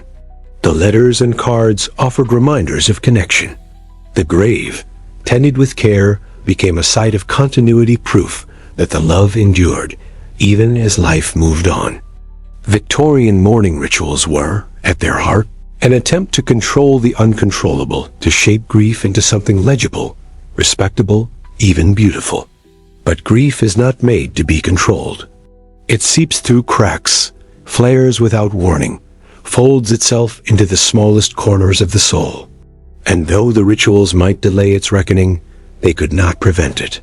Still, they left behind traces, lockets, letters, dresses folded in tissue, wreaths dried and faded, but not discarded. These remnants, delicate and poignant, speak to the deep human need to hold on, not just to the one lost, but to the meaning of loss itself. They remind us that grief, however formalized, is ultimately an act of love, a proof that something once mattered deeply and still does. And so, as you rest now, perhaps you can sense the echo of those quiet rooms' curtains drawn. Clocks stopped, the sound of footsteps softened by thick rugs. A woman sits, unmoving, her gloved hands folded in her lap. A man lowers his eyes as he walks past her. Outside, the world continues. Inside, time has changed. And though her dress is black, it speaks of devotion, of memory, of the long, slow process of returning to life. Let us now continue this path into the other side of mourning, not grief for the departed, but longing for what lies beyond. For in the shadow of death, many Victorians sought not only remembrance, but reunion. Grief, when held too long and too tightly, has a way of changing shape. It ceases to sit silently where it's told, folded neatly in black veils and pressed flowers. It stirs. It begins to search, not just backward to memory, but forward to what lies beyond. In the long hush of the Victorian age, beneath its strictness and solemnity, there fluttered a quiet hunger, a desire not only to mourn the dead, but to speak with them, to reach past the veil of propriety and into the darkened space where souls might still hover. And so, while gaslights flickered and mourning dresses swept the floor, there also began to rise the tremulous voice of spiritualism, a belief that the dead had not truly left, and that, with care and ritual, they could still be heard. Imagine a parlor after dusk. The fire has been banked. Candles tremble gently in their holders. Around a small table, hands are clasped in silence. The air is thick not only with expectation, but with something else, something that cannot quite be named. A woman sits at the head of the table, eyes closed, breathing slow and steady. She is the medium, the one through whom the veil might lift. No one speaks, but thoughts crowd the room. Questions, regrets, hopes. This is not theater. Not entirely. For many, it is something sacred, a ceremony shaped by longing. Victorian spiritualism did not begin in England, but it found in England a fertile ground. The strict boundaries of the age, its gender roles, its class systems, its moral codes, made spiritualism feel not only transcendent, but liberating. Here, at last, was a realm where the soul was not bound by birth or decorum, where women might be voices of authority, and where loss did not mean silence. It began quietly, with whispers of rapping sounds and table tilting, but soon expanded into something more structured, more profound. The seance became the heart of this movement, a space where rules were momentarily suspended, and where the invisible was allowed, even invited, to speak. Participants gathered not for entertainment, but for connection. The darkness allowed vulnerability. The circle allowed equality. It did not matter whether one was titled or servant, wealthy or modest. Once the seance began, all were seekers. Mediums were often women, sometimes very young, sometimes motherly, often unmarried. Their power lay not in defiance, but in openness. They were vessels, they claimed, not performers. Through trance, they would speak in voices not their own, deliver messages from loved ones long buried, reveal names, memories, phrases. Some dictated entire letters, others offered only a single word, a knock, a breath, a flicker of candlelight. Skeptics scoffed, but believers clutched these moments like lifelines, treasuring even the faintest trace of continued presence. And for women especially, the seance table offered something rare, a place of agency. In a society where most public platforms were closed to them, spiritualism granted access to authority, to reverence, to power, albeit of an unusual kind. The female medium became a kind of priestess of grief, a guide between worlds respected and feared in equal measure. Her abilities could elevate her from obscurity, offering not just spiritual relevance, but economic independence. In her voice, people heard not madness, but mystery. The rise of spiritualism coincided with a century of mourning. Death was everywhere, in childbirth, in industry, in war, in the slow shadows of illness that had no cure. Families buried children, spouses, siblings with a regularity that feels almost impossible now. Traditional religion offered heaven, but heaven felt distant. Spiritualism offered immediacy, intimacy, a chance to ask one more question, to say one last word, to truly know that love had not ended. But spiritualism was not without structure. It developed its own etiquette, its own tools and symbolism. Spirit photography became a fascination. Sepia-tone portraits that, upon development, revealed faint figures in the background, spectral and serene. There were slates and spirit trumpets, automatic writing and ectoplasm, each element contributing to the language of the seance. But beneath the spectacle, something quieter persisted. A reverence, a need. Not everyone believed. Newspapers ridiculed the practice. Scientists tested mediums under controlled conditions and found deception. Fraud was, undeniably, part of the story. Hidden wires, prearranged signals, gasps timed for effect. And yet, even in the face of exposure, spiritualism endured. Because for every trick, there was also a moment that felt unexplainable. For every false medium, there was a grieving mother who felt her child's presence. The line between faith and illusion was not a straight one. It shimmered, and sometimes the hope it offered mattered more than the truth it withheld. Even Queen Victoria herself was drawn to the possibility. After the death of Prince Albert, she sought connection not only through memory, but through mediumship. Her interest gave the movement a kind of reluctant legitimacy. If the monarch could listen for whispers in the dark, then perhaps others could too. The court did not embrace the practice officially, but neither did it entirely condemn it. And so seances became, for a time, fashionable in the very parlors that once prided themselves on silence. But spiritualism was more than a fad. It was, at its core, a quiet rebellion. It said that love did not obey rules, that the soul could speak even after the body had failed, that women could lead, that silence could be broken, that what was hidden might be revealed. It allowed those who had lost to feel, if only for a moment, that they had not truly lost everything. In the candlelit hush of a Victorian seance, time seemed to slow. The ticking clocks, the rigid schedules, the weight of decorum all faded. What remained was the sound of breath, the trembling of hands, the hope that someone still listened. It was not proof that people sought, but presence. Not answers, but continuation. And when the seance ended, when the candles were extinguished and the chairs pushed back, the participants would return to their lives, back into the corsets and carriages, into mourning and propriety. But something lingered, a sense of the unseen, a comfort or a question. They had reached across the veil. Whether they grasped anything or not, they had tried. And in that trying, they found something deeply human, the refusal to let love become silence. So now, as you breathe slowly in your own still room, imagine the soft flicker of candlelight, the brush of air, as if someone has passed beside you. Not to frighten, but to remind that the Victorians, for all their rules and rituals, longed as we do to hold on, to be heard, to believe that nothing truly ends. Let us now step into the final veil of this segment, not the soul's release, but the body's last performance. For even in death, the Victorians had rules.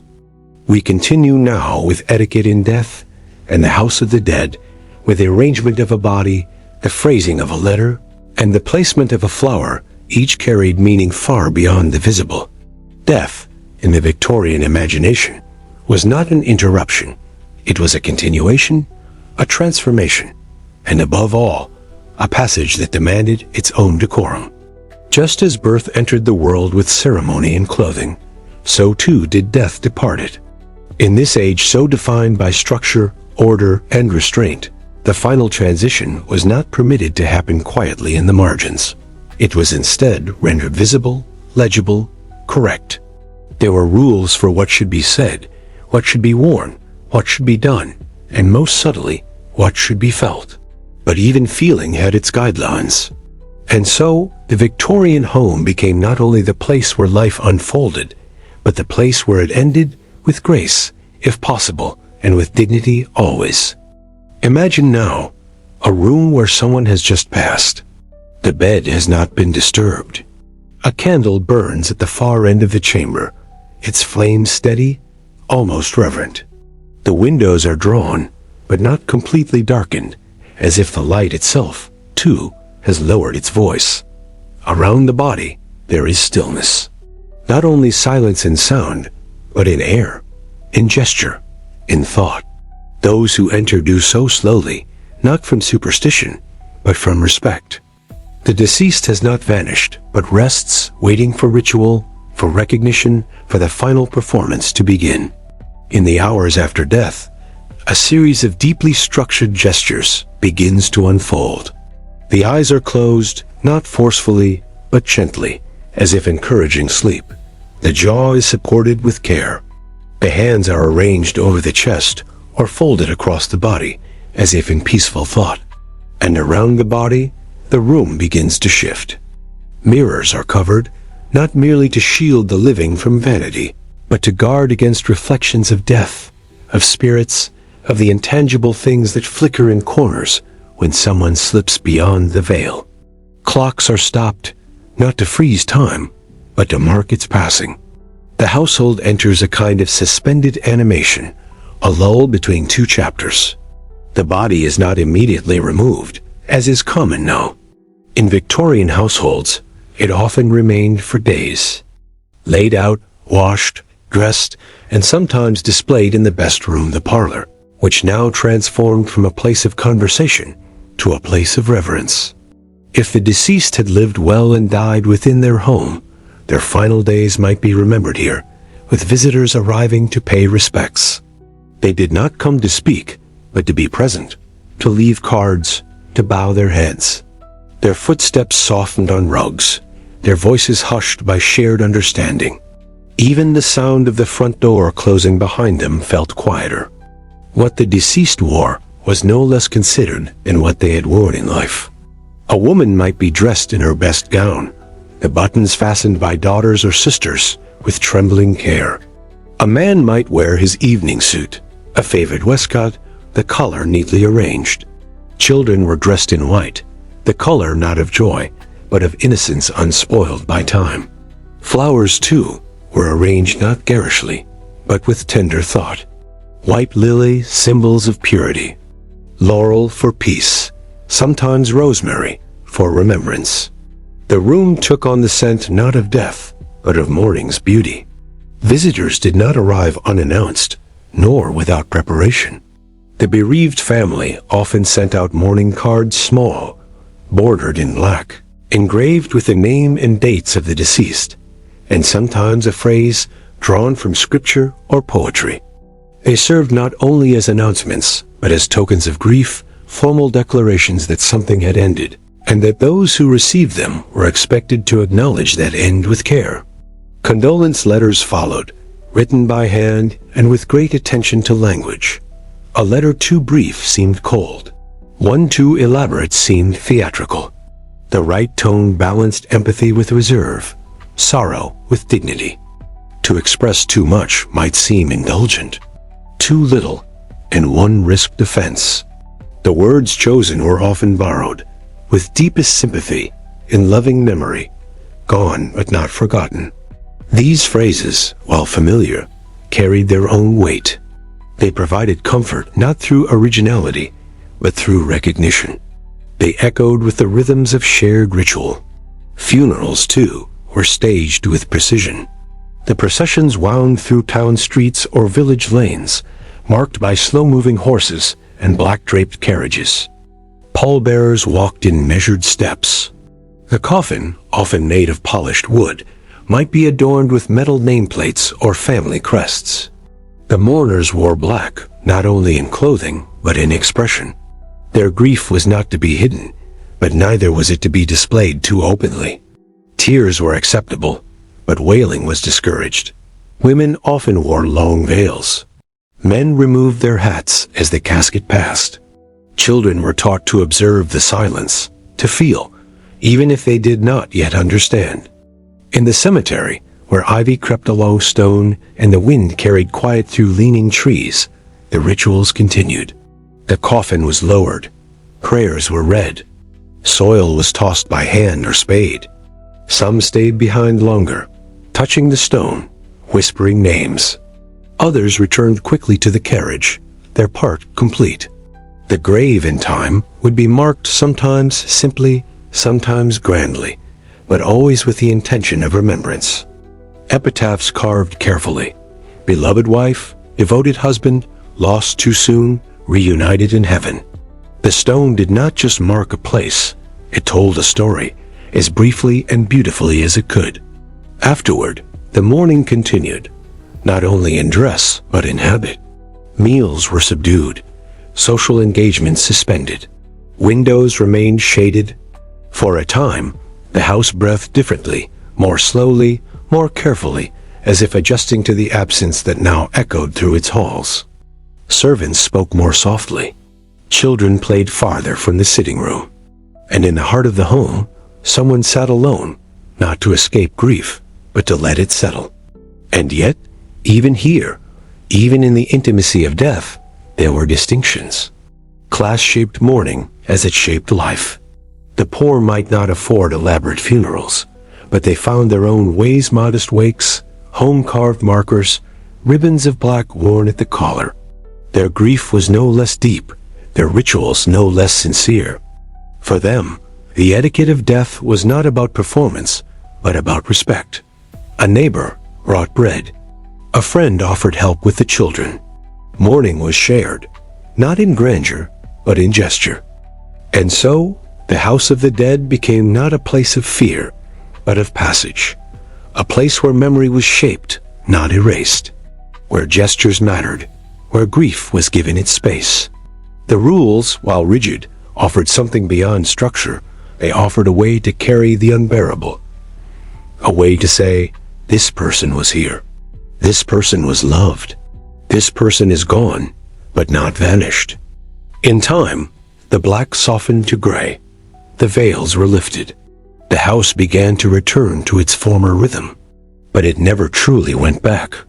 There was always a chair left unused, a drawer unopened, a name spoken softly in quiet moments. Death did not end life, it changed it. And in the Victorian home, that change was honored not with chaos, but with choreography. Not with denial, but with detail. So now, as you lie still, listening to the soft murmur of time passing, imagine yourself in such a house, not as intruder, but as guest. The air is calm, the light subdued. A flower rests gently on a folded cloth. Somewhere, a clock has begun to tick again. And though the loss lingers, so too does love.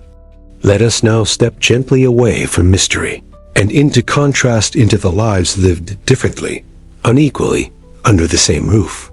For in the next chapter of our journey, we explore the great divide of the Victorian home, where privilege and service moved in quiet tandem, never touching, always near. The Victorian house was more than brick and beam. It was a structure of layers, not merely physical, but social. It stood tall with its facades of respectability and refinement, its lace curtains and polished brass fixtures, its drawing rooms arranged with care, and its staircases swept clean each morning.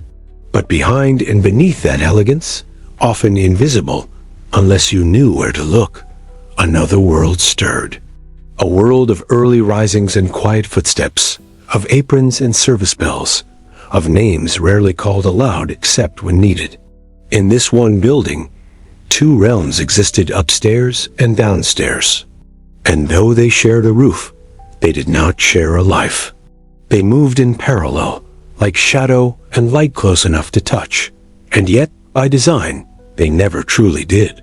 Imagine such a house now, silent in the early hours before sunrise. The family still sleeps, the corridors above hushed in velvet stillness. But below, in the kitchen and scullery, the day has already begun. A maid strikes the flint, coaxing the first breath of flame to life in the range. A footman polishes boots, his fingers stained with the scent of wax. The butler stands in front of the dining room sideboard, counting silver, his breath even, his eyes trained on precision. Each gesture is careful, practiced, repeated countless times. These are not improvisations. They are rituals, and each one must be completed before the household above stirs from slumber. The line between upstairs and downstairs was not merely spatial, it was psychological. Those who served understood their place, not through orders shouted or rules written, but through the rhythm of their daily existence. A maid did not enter the drawing room unless invited. A valet did not speak unless spoken to. A cook might prepare the finest food, but she would never taste it in the dining room itself. The family's comfort was crafted from the effort of others, but that effort was expected to remain invisible, like the mechanism behind a clock face essential, precise, and hidden. Yet this invisibility did not make the servants unaware. On the contrary, they were the most observant residents of the house. The maid who turned down the beds knew which pillows were favored. The housekeeper who dusted the shelves knew which books were truly read. The butler, gliding silently through meals, knew which guests drank too much wine, and which family members spoke in clipped tones when no one else was listening. This was a knowledge built not from curiosity, but from necessity. To serve well was to know intimately and to remain discreet. Silence was not only expected, it was a virtue. Upstairs, life followed another kind of order. The family awoke to fires already lit, linens already pressed, letters sorted neatly onto silver trays. Breakfast appeared without spectacle. Clothes were laid out. And yet, even in this realm of comfort, ritual held sway. Each action had a place, each word a tone. The father might retreat to his study, the mother to her correspondence. Children studied with governesses, visitors were received in the drawing room, and meals were shared with an air of unspoken performance. It was a life of polish, but also the pressure to maintain the illusion of effortless refinement, to be both the audience and the actor in the ongoing play of gentility. And yet these lives, so different in appearance, depended utterly upon one another. The drawing room needed the hand that arranged the flowers. The nursery needed the nursemaid who soothed the cries before they rose to a mother's ears. The dinner party required the hours of planning below stairs, the setting of cutlery, the folding of napkins, the baking and basting, and carrying up of heavy platters. The illusion of ease was propped up by the weight of labor. And for those who performed that labor, pride was not found in recognition, but in perfection. A scuff removed, a table set to symmetry, a fire built just before the cold settled in. There was, of course, variation. Some houses were kind, some cruel. Some families knew their servants by name and took interest in their lives. Others saw only the uniform, not the person within it. But even in the kindest homes, the structure remained. A servant who became too familiar was in danger of overstepping. A maid who lingered too long near the dining room door might earn suspicion. Kindness did not erase the line. It merely softened its edges. Within the servant quarters, a different kind of life bloomed. There were jokes and friendships, romances whispered in the early morning hush, rivalries born of ambition or proximity. They ate together at long wooden tables, their meals plainer, but no less appreciated. They shared stories in quiet corners, tended to one another's injuries, borrowed and lent and returned. There was a hierarchy here too. Cook above kitchen maid, butler above footman, housekeeper at the top of the female staff, but it was a hierarchy rooted in labor, not lineage. It was earned daily, not inherited. Some servants remained in service their entire lives, loyal to a household through generations. Others used service as a stepping stone to marriage, to small business, to a life of modest independence. For young women especially, domestic work offered one of the few respectable options for survival, outside marriage or family support. It was work that consumed the body but preserved the reputation. And so they scrubbed, folded, walked, stood, and waited day after day, in shoes worn thin, beneath ceilings they did not own. And still, there were moments of crossing. A child, curious, might wander down to the kitchen and find delight in a scullery maid's kindness. A governess might share a silent understanding with the housekeeper. A master might find quiet companionship in the conversations with his valet, who knew the texture of his moods as well as the measure of his inseam. These were small ruptures in the architecture of class moments, not of rebellion, but of humanity. But the architecture always closed again. The child grew older and learned not to speak with the staff. The governess aged and faded from view. The valet was thanked in a will, but never embraced his family. This was the cost of order, that closeness could be felt, but never claimed. The Victorian household, with its two halves, its double rhythms, was a microcosm of a larger world, one where position was both privilege and prison. Upstairs, comfort came with performance. Downstairs, survival came with obedience. And in between, on the staircases and in the shadowed corridors, passed the lives of those who kept the illusion alive. So now, as you rest quietly, imagine the house once more. Hear the soft creak of floorboards. Smell the faint scent of bread rising in a warm kitchen. Feel the weight of footsteps descending stairs. Above, laughter echoes faintly from a drawing room. Below, someone stokes the fire to keep the rooms warm. The same roof, two worlds, each necessary, each bound by silence. Let us now continue to another life shaped by such boundaries, not by the space of rooms, but by the space left by marriage, the unmarried woman and the spinster's fate, where absence of husband, of children, of belonging, became a presence all its own. There was in the long corridors of Victorian society a space not marked by walls or doorways, but by silence. Silence that followed certain women wherever they moved, whose footsteps made no claim on another's future, whose presence lingered in drawing rooms, libraries, and garden paths, as if their story had paused in the middle of a sentence and never resumed. These were the unmarried women, the spinsters, not by choice alone, but by the intricate design of a world that measured a woman's worth in proposals received, marriages secured, and children born within wedlock. To live outside that structure was to live in a house with windows, but no door, a life observed but rarely entered, acknowledged but seldom embraced.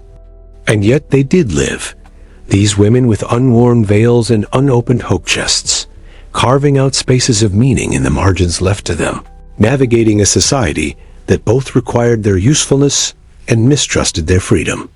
If the married woman was the cornerstone of domestic virtue, the unmarried woman was a figure perched on its edge, neither fallen nor celebrated, but suspended, watched, and whispered about.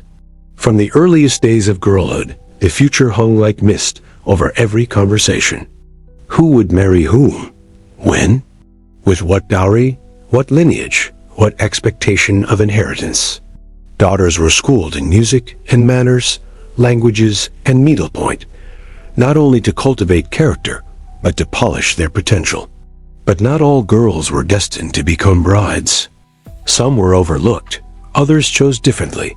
Still others watched years pass without offer or arrangement. For these, the social narrative slowly turned. The curious gaze that followed them as young ladies turned to scrutiny as time lengthened. By 30, they were spoken of with concern. By 40, with quiet pity. And after that, they became shadows in their own homes, ornaments of propriety. Useful only if useful to others, caretakers of aging parents, companions to nieces, reliable visitors for the sick or bereaved. Their usefulness became their shield, but also their trap. And yet, within that trap, something quieter unfolded. These women often became the stewards of memory. They remembered birthdays and deaths, the stories of childhood, the recipes of grandmothers long gone. They were the keepers of letters, the organizers of drawers, the ones who knew where the family Bible was kept and what had been scribbled in its margins. They were not without importance, but their importance was the kind that asked for no attention. They moved like punctuation necessary for structure, invisible to drama. In family portraits, they stood slightly to the side. In pews at church, they sat alone but upright.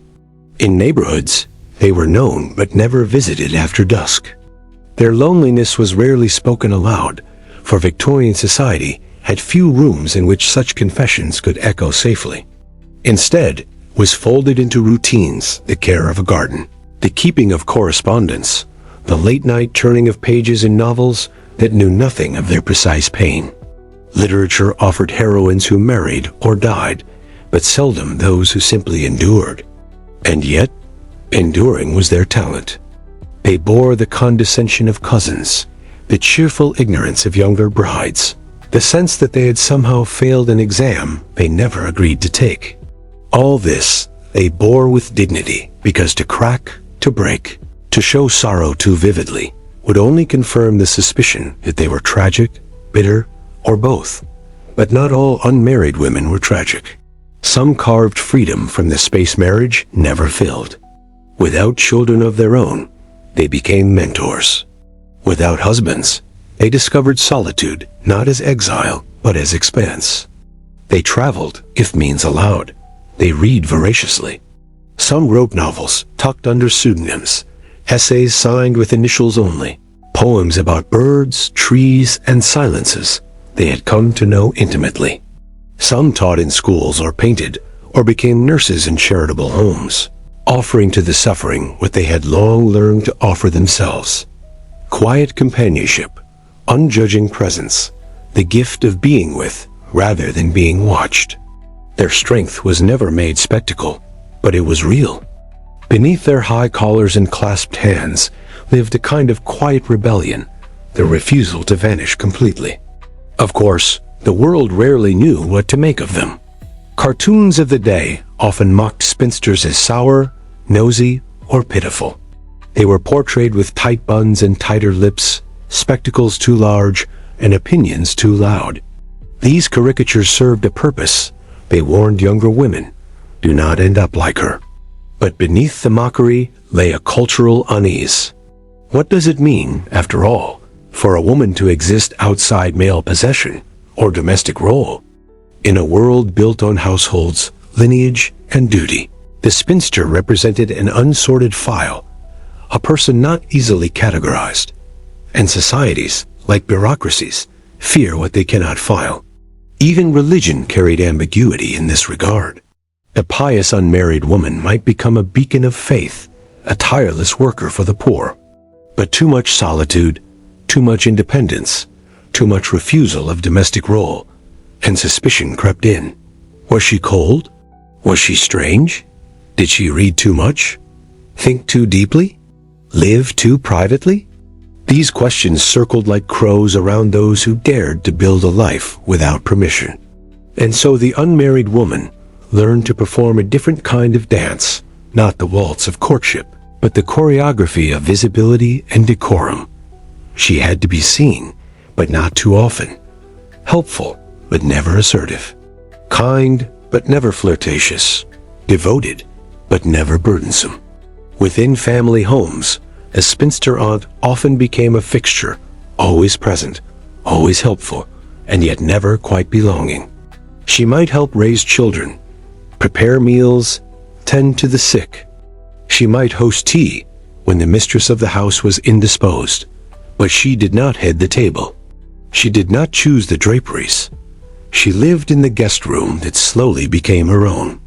In some cases, she had no home of her own at all, rotating between relatives, her trunks packed with the quiet discipline of transience. She was always welcome, but never indispensable. Her gratitude was expected. Her grief was not. And yet the story is not all dim corridors and unclaimed bedrooms. For some, singleness became a space of potential. Freed from domestic demands, a few women found work in libraries, in offices, in institutions, just beginning to open their doors to female labor. They became governesses or secretaries, missionaries or school founders. Their lives may have lacked romantic partnership, but they were not devoid of purpose. In their letters and diaries, rare glimpses into private thought, we find complexity, resignation and defiance, sorrow and serenity, all folded into the fabric of their days. They grieved what society told them to want, and then built something else instead. Among themselves, they formed quiet kinships. A letter from one spinster to another might carry more honesty than years of polite dinner conversation.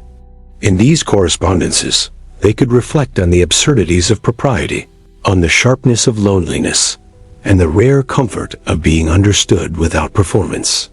For women who had learned to move without drawing attention, such understanding was a kind of bomb-proof that one's inner life did not disappear simply because the outer world had no place to set it. And as they aged, the world softened somewhat. An old spinster was seen less as a failure and more as a fixture.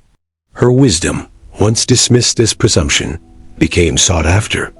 Her steadiness, once ignored, became valued. The gossip quieted. The suspicion faded. What remained was habit, memory, and a quiet room in which time moved at its own pace. Some died alone, but not unloved. Others passed on their stories to younger nieces, who remembered not their absence of marriage, but their presence of grace. So now, as your own eyes soften beneath the weight of rest, picture her. A woman alone, seated by a fire, a book in her lap. Her spectacles catch the light, but her gaze is not on the page. It's somewhere further, deeper. Perhaps on memories, perhaps on hopes never spoken aloud. She is not tragic. She is not bitter. She is simply present.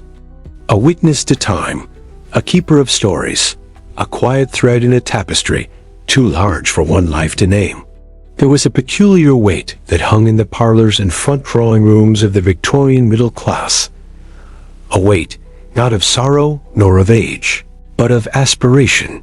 In these spaces where carpets were chosen more for imitation than originality, where tea sets gleamed with borrowed refinement, and where voices adjusted their accent as carefully as their cuffs, the great experiment of social mobility played out with delicate precision.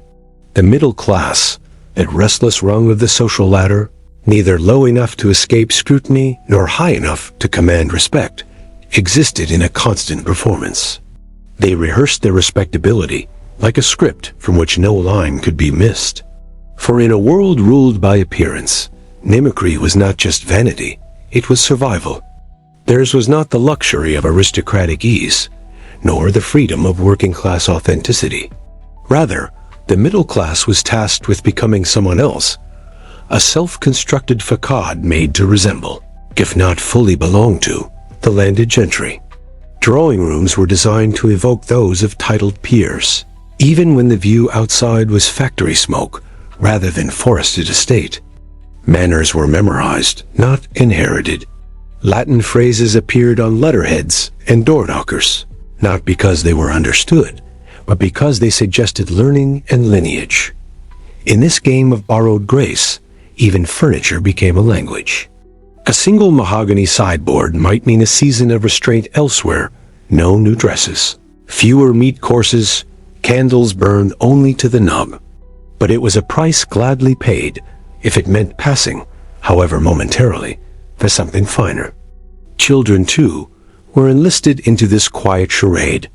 Daughters were taught not just embroidery, but elegance, how to lower their gaze at the precise angle between curiosity and modesty.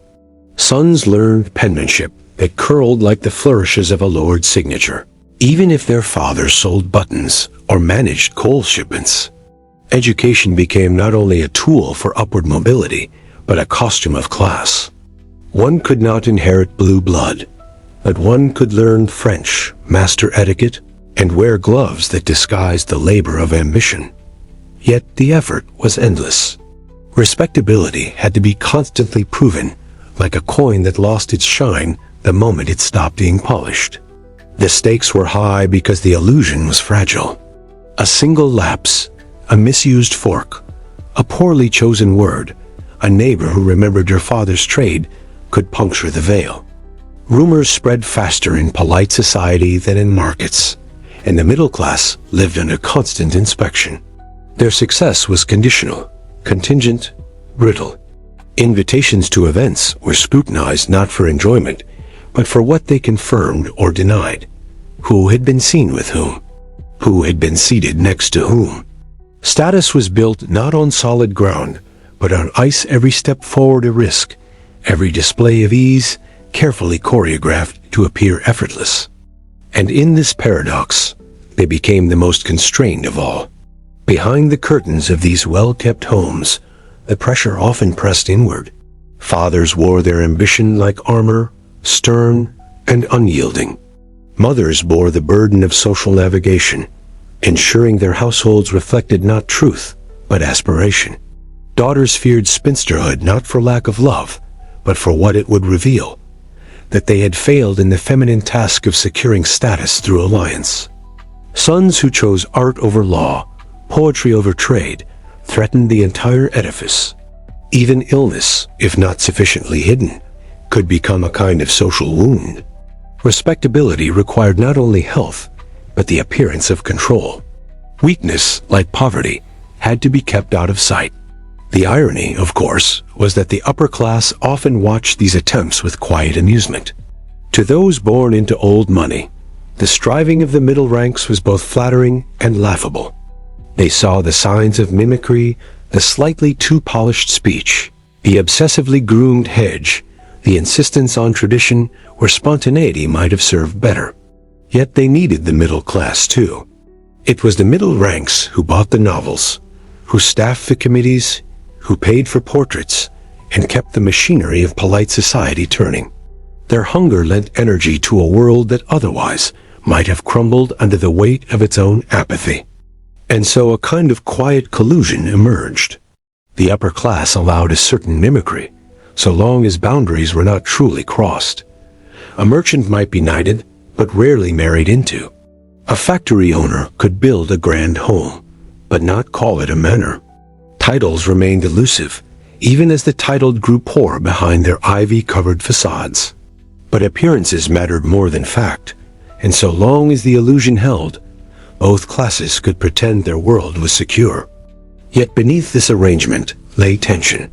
The rising middle class knew their place was never fully assured. For every family that climbed, another slipped. Economic panic, scandal, or a single bad investment could return a polished household to anonymity. And so their rituals became more rigid, their manners more exacting. They clung to etiquette not because it inspired them, but because it protected them. In tea parties and parlor games, they sought not joy, but safety. To misstep was to fall. This burden fell heaviest on women. For them, social climbing was a bodily discipline. They wore corsets not only for beauty, but as symbols of control. Their smiles were practiced, their letters full of carefully managed emotion. They could not afford eccentricity. Their lives were scripts, their desires footnotes. A woman who failed to marry well could stain her family's upward march. A wife who laughed too loudly, spoke too freely, or wore last season's dress might undo months of careful cultivation. And yet these same women carried the culture forward. They hosted the salons, enforced the dress codes, ensured their children repeated the steps of aspiration without missing a beat. They were both captives and custodians of the dream. But dreams have shadows, and in the dim corners of ballrooms and smoky club lounges, discontent brewed. Some men, chafing under the pretense, sought escape in gambling or affairs. Some women wrote poetry no one read. Others simply wept behind closed doors. The pressure to appear more than one was more refined, more connected, more cultured, created a loneliness hard to articulate. Even in rooms filled with chatter and clinking glasses, there was the echo of emptiness, a sense that everyone was acting in a play no one fully believed. And still they continued, because what was the alternative? To fall meant more than poverty. It meant loss of face, of standing, of narrative. Better to keep climbing, even if the summit was illusory, even if the climb itself consumed the joy it promised to deliver. Better to imitate endlessly than admit one would never belong. In this strange theater of social motion, the greatest virtue was not authenticity, but believability. One had to look the part, speak the part, and above all, never question the part. To ask why was to risk seeing too clearly. To see too clearly was to fall.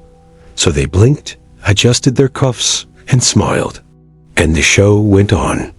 And so the curtain begins to fall, not with fanfare, but with the hush of recognition, the kind that settles after a long performance when applause feels too blunt, a gesture and silence more honest.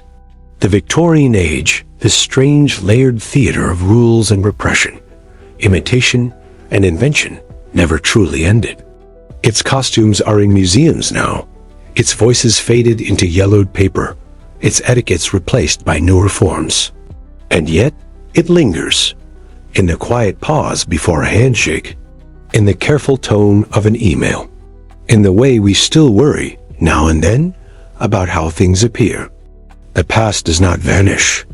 It recedes, like a tide, leaving behind patterns etched into the sand ornate, meticulous, often invisible until we look closely. The patterns left by Victorian life, with its deep preoccupation with appearance, morality, order, and roles, remain among us like the faint perfume in a forgotten drawer. To conclude such a journey is to realize that we have never truly escaped the architecture of manners, only redecorated its rooms. What was once a calling card is now a social media profile. What was once a parlor is now a feed. Our rituals remain, only translated. A wedding today still bears echoes of Victorian choreography. A funeral, even in modern brevity, still walks in the shadows of mourning veils and velvet-lined silence.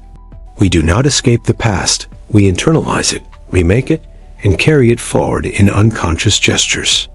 And perhaps the greatest legacy of the Victorians is not the rigidity of their rules, but the emotional intensity with which they tried to live by them. Behind each posture was a longing, to belong, to be respected, to be remembered, to be good. It is easy now to smile at the complexity of their lives, to chuckle at their excessive rules, their moral strictness, their obsession with appearances. But theirs was not a world of excess, it was a world of constraint, of attempting to find meaning within the bars of an invisible cage. What we see as repressed, they may have experienced as structured. What we interpret as hypocrisy, they may have clung to as dignity. In a world of uncertainty, social, industrial, religious, they needed clarity. Even if that clarity came in the form of endless rules about gloves, glances, and good behavior. Their etiquette was not only control, it was comfort. Their codes not just about others, but about themselves, a framework to grasp in a world spinning with change. They were building cathedrals of behavior from dust and ambition, each generation adding a stone, polishing a window, adjusting a prayer. And those who lived within such cathedrals did not always feel trapped. Sometimes they felt protected.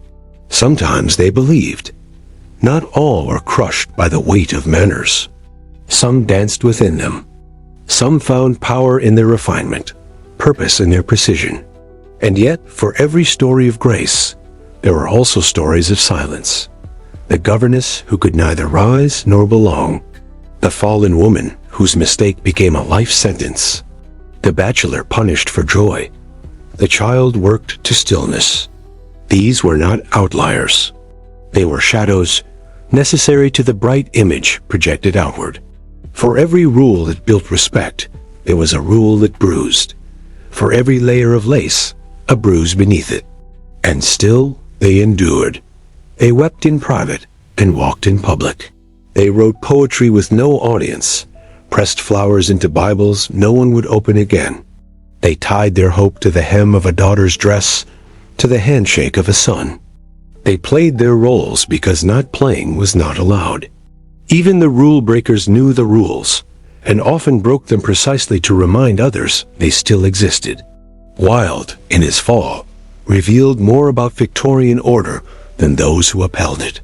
The spiritualist, in Whispering to the Dead, spoke volumes about what the living were not allowed to say. Each rebellion was a mirror, and so we remember them not with judgment, but with stillness, with empathy, with the quiet understanding that they, like us, were trying, that they, like us, were building lives out of longing and fear and moments of courage, that beneath every stiff collar was a racing pulse, that behind every good posture was the ache to be seen. They were not characters in a costume drama. They were people, and their world was both harsher and more tender than we sometimes admit. Their rules were weapons, but also shields. Their customs cages, but also cradles. We inherit both. So sleep now gently, with the rustle of skirts and the soft tread of boots on polished floors echoing faintly in the dark. Let the murmurs of old parlors settle like dust in the corners of your mind. The theater is empty now, the scripts set down, the candles gone cold. But the performance, the desire to be something in the eyes of others, that continues. We are all, in some way, Victorians still. Good night.